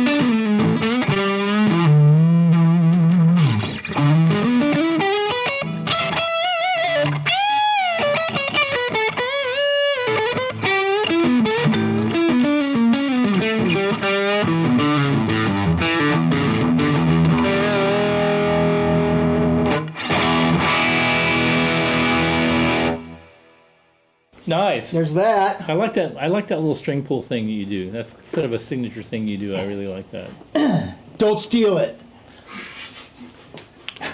All right, I'll get another one. I will. I will steal it, although I probably Steal it. can't. Please steal it. Somebody should make good use of it. Carlos says, amazing to hear the difference between Steve's fingers versus Joey. Yeah, fingers that actually work on guitars versus fingers that don't.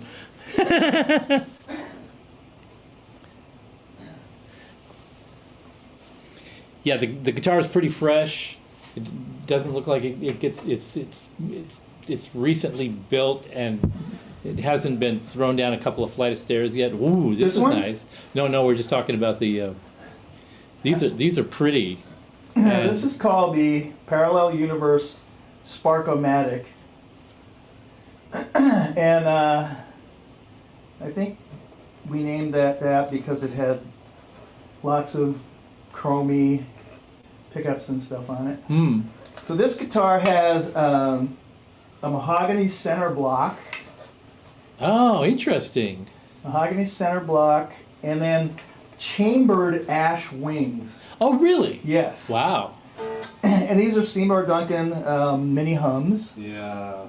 So it's got the neck is mounted to a dense mahogany foundation, and the chambered part is not under that part of the guitar, so it would have a nice thick chunky feel. Yep. But it'll be lightweight because the wings are chambered. Yep. I love that. Which you'll see in a See, minute. that's somebody thinking about sound versus practicality and. Where the controls are mounted are really interesting and cool.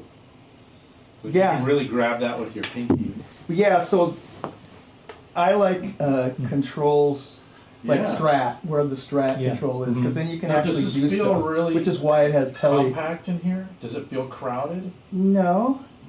If you just had two humbuckers on here, it would be... Too plain looking? No, I'm just saying as far as how much space is here, this is in the right place. Huh. Yeah. And then it's got a Jazzmaster bridge, a Mustang style, and then a 5-way up here. That's cool. And what's interesting about this is a prototype. In the factory, Whoa, look at how high this is sitting up off the bottom.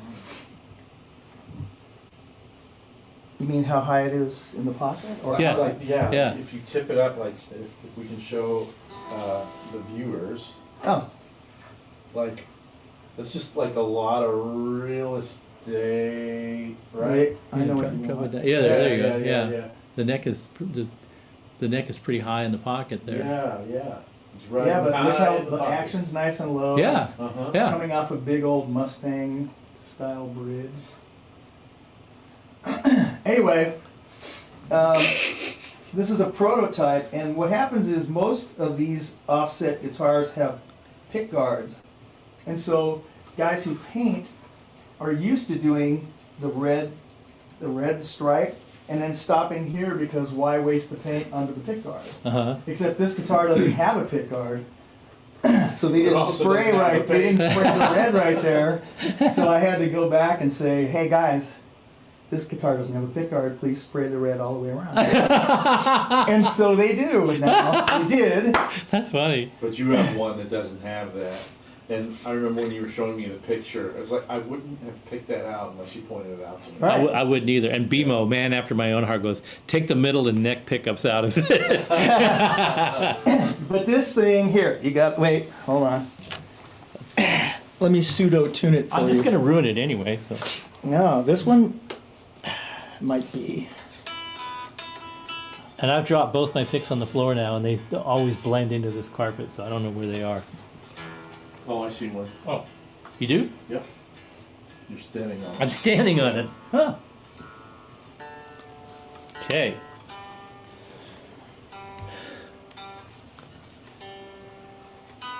So, I'll just say this while I'm tuning. These limited series from Fender, basically the salespeople at Fender will go to their dealers and say, "How many do you want?" The dealer, so they'll sum up all the units that the dealers want. That's how many we build. So they're all really low numbers. These guitars are 250. Oh, wow. 275. In some cases, the most popular ones would be a little over 3. 300 units made? Yeah, but in general, there are not a ton of these out there. Interesting. Very light, just like you would expect from the That chambered. thing happened. Yeah, that one's super light, and it's real tony because of that. You want everything's on. Yeah, everything's on. I'm just gonna. I love the neck on this. The other one has a real pronounced C, which is Yeah. not my favorite profile. It's got a really great acoustic feel. The chambered wings really changed everything. And those are, yeah, ash. The wings are ash. I'm just getting off on Oh, how okay. it sounds Go ahead. acoustically. Sorry. Okay, here we go.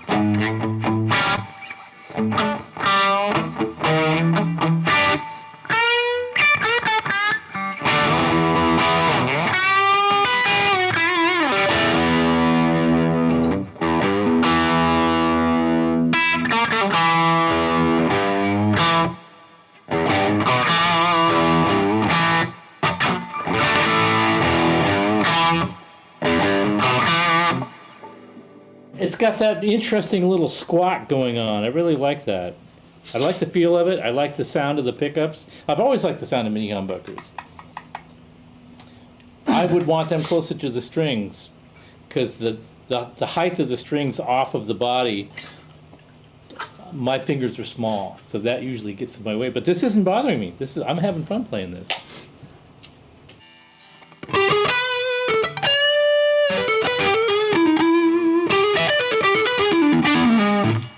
See, now I love that for the neck pickup.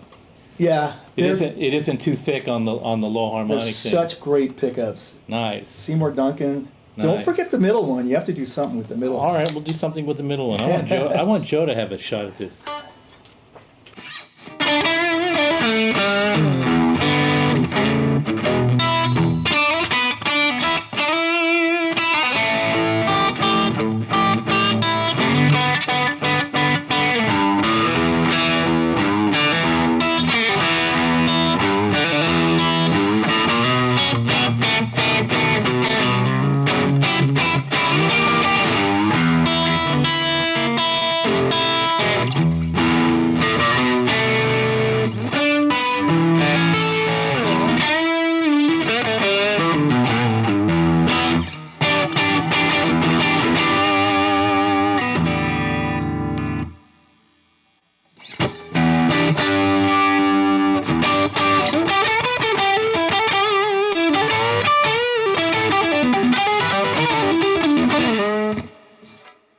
See, now that's a hidden bit. I don't normally on a Strat. I don't like that, but on this it works great because it's got a little meat to it, I guess. Yeah.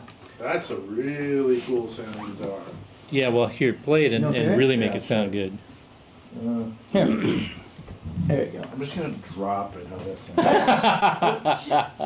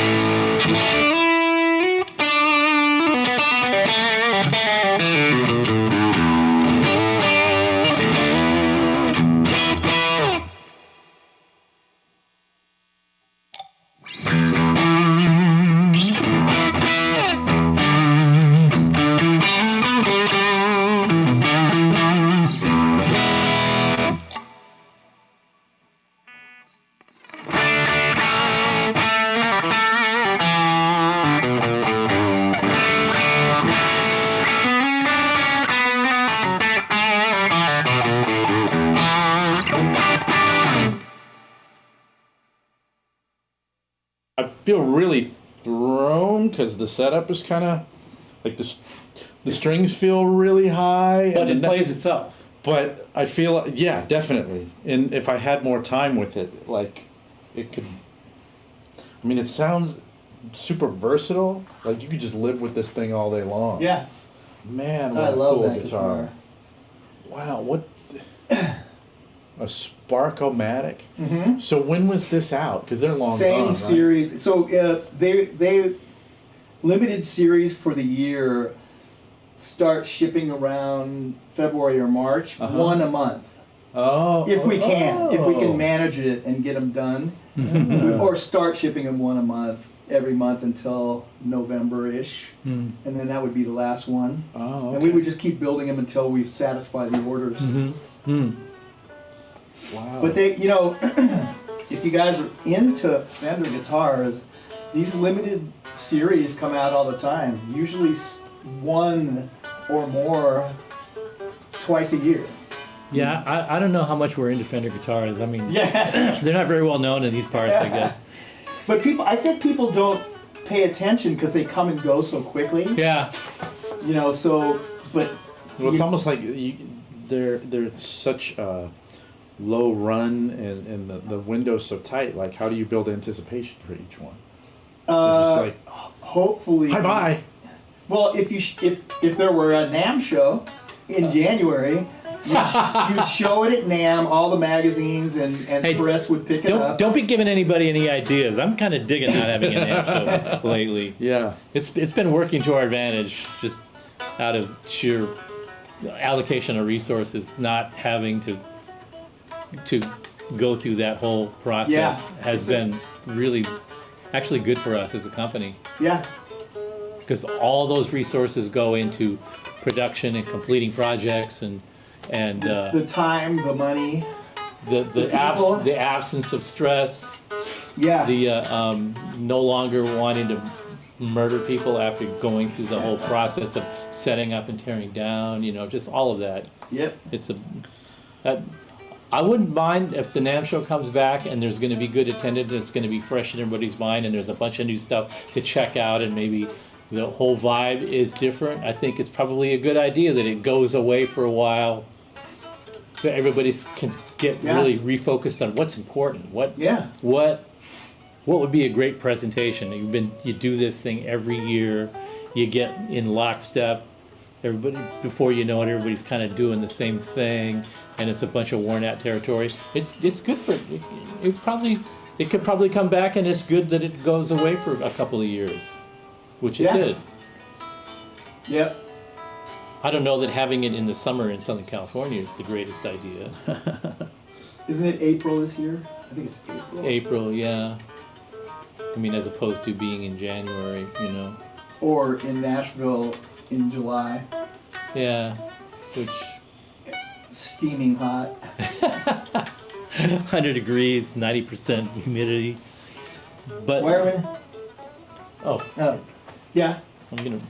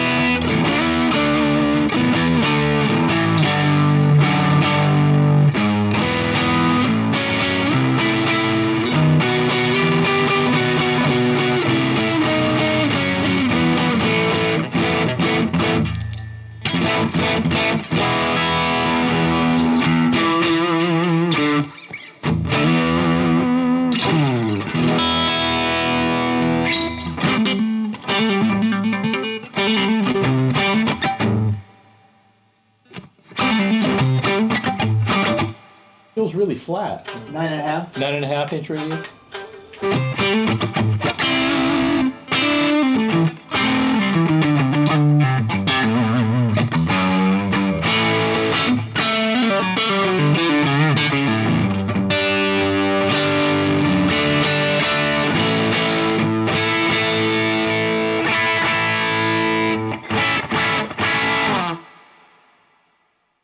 Nice. The You said it felt chewy to you.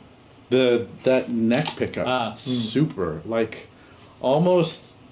Well, I guess it's a mini hum. It's not a humbucker exactly. It's a bright humbucker. Yeah, Very bright. Yeah, one of the guys is saying that he generally doesn't like the mini hums because they're bright, but I understand that. The first time I played a Firebird, I was playing through high watt and it took my ears off. But then I got sort of used to how to set up the amp with those kind of pickups to make it sound good. And then it was a whole different animal. Yeah. But, it's almost like mini humbuckers are kind of like 10-inch speakers and amps. They Yeah. have a very specific purpose and they work when you get the right blend.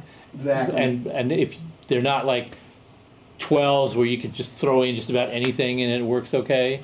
Yeah. 10s have to have the right amp, the right cabinet, the right combination of number of speakers, and all of that. And I think it's the same with the mini hums. Yeah, they got a bad rap when they came out on Les Pauls. 68-ish? Is that when that came out? Yeah. I had a 1970 Deluxe, Yeah. and I promptly took them out. Yeah, so many people routed their guitar and put in humbuckers. You know what's really interesting is Ampeg had a guitar that had a pickup like a P90 in it at that time. And it just happened to fit in to a Deluxe pickup route. Wow. And a friend of mine had that guitar and he took those pickups out of it and I bought them from him and I put him in my Deluxe and it was great. Fatter? Yeah. Less bright? Yeah. Yeah, well, it was more like a P90. There you go. But then I ended up trading it in for a 54 reissue. But I did like that guitar. I got it for $200 from a friend of mine that needed to pay rent. Notice I didn't put the bar on Yeah, I it so noticed that that. you guys, none of us could abuse it. Yeah, well, that was the whole point. Is I thought we were going to abuse it, but Well, the bar? yeah. Oh. But that's all right. You know what? We've been having too much fun, and the clock is telling us that we had way too much Oh fun. my. Uh-oh. This is what happens when this is what we do. This is what we do. We get together and we just talk about what kind of coffee you like and grilled cheese sandwiches and where should we go have lunch and blah blah. Before you know it, 3 hours, 4 hours goes by and we don't even know what the hell happened or what anybody said. Yeah. That's just what it's been like with Yeah. me and Joy for forever and me and Joe forever. And I think that's probably one of the fun things about doing the show is we get to just be ourselves and you guys get to see how people in different parts of the industry that sort of get together and share ideas and bounce things off of each other and we all walk away with you'd think we'd walk away with great ideas, but usually what we do is we walk away and go, man, we really went off the clock last night. Do you remember what anybody said? No. Of course not. But guitars are cool. Yeah. Well, Joe, you want to come in one more time and we'll sign off? All right. We got to get on down the road here. And Oh, crap. Well, we don't have to. We can stay here till 6 o'clock in the morning. No. wouldn't that be funny if we actually did that once? Just Well, pulled an we should do a all-nighter on the marathon mouse. one night. Yeah. Well, Do you think we thank could pull you for off a coming marathon on. without It's substances? my pleasure. Thanks for having me. Man. Thanks for having me. Yeah, this was the best way to catch up, and we always stay in touch, and we text each other and talk about stuff and say stupid things to each other that are, hey, I got a great idea, and it's horrible, and you know it's horrible, but so like I said, Joe and Joey and I got together over at the shop, and we peered inside Joey's amp to remember what the hell, whatever. Joey the hell. tried to make me shock myself. Yeah. I tried to get them both to touch apart. And he grabbed my hand. He's like, no, put it in there. Put it in there. Well, that's what you do. Yeah, and that was That's supposed how to you be do an it. hour, and that ended up being 3, and this was supposed to be 2 hours, and it ended up being 3, but it's 3 fun, and I'm glad you guys, a lot of you hung out for the whole thing. You guys are crazy to do that. I don't know how you can tolerate it. How much But, is the Sparco-Matic? How much was this? Do you remember? Mid-twos, okay. 2000. I wish everybody could play this thing. can't This remember. neck is really cool. It's over two. It's over 2,000, I think. That's a really reasonable price, Yeah, given what it is. I would play the hell out of this. Yeah. we haven't. Well, you just did. Well, but now I have to give it back. Fenders turn out to be pretty reasonably priced compared to boutiques. Well, they know how to turn the stuff out. And Yeah. when they got guys like you walking around going, hey, dude, yeah, about the sunburst, Yeah. can you like open your eyes and turn your machine back on for 5 minutes? They didn't know that. I think that was fair what they did. Yeah, but I mean that's the difference between just, hey, let's take the parts out of that box for that instrument and some parts out of that box for that instrument and put them together and make a new instrument. Okay, great idea.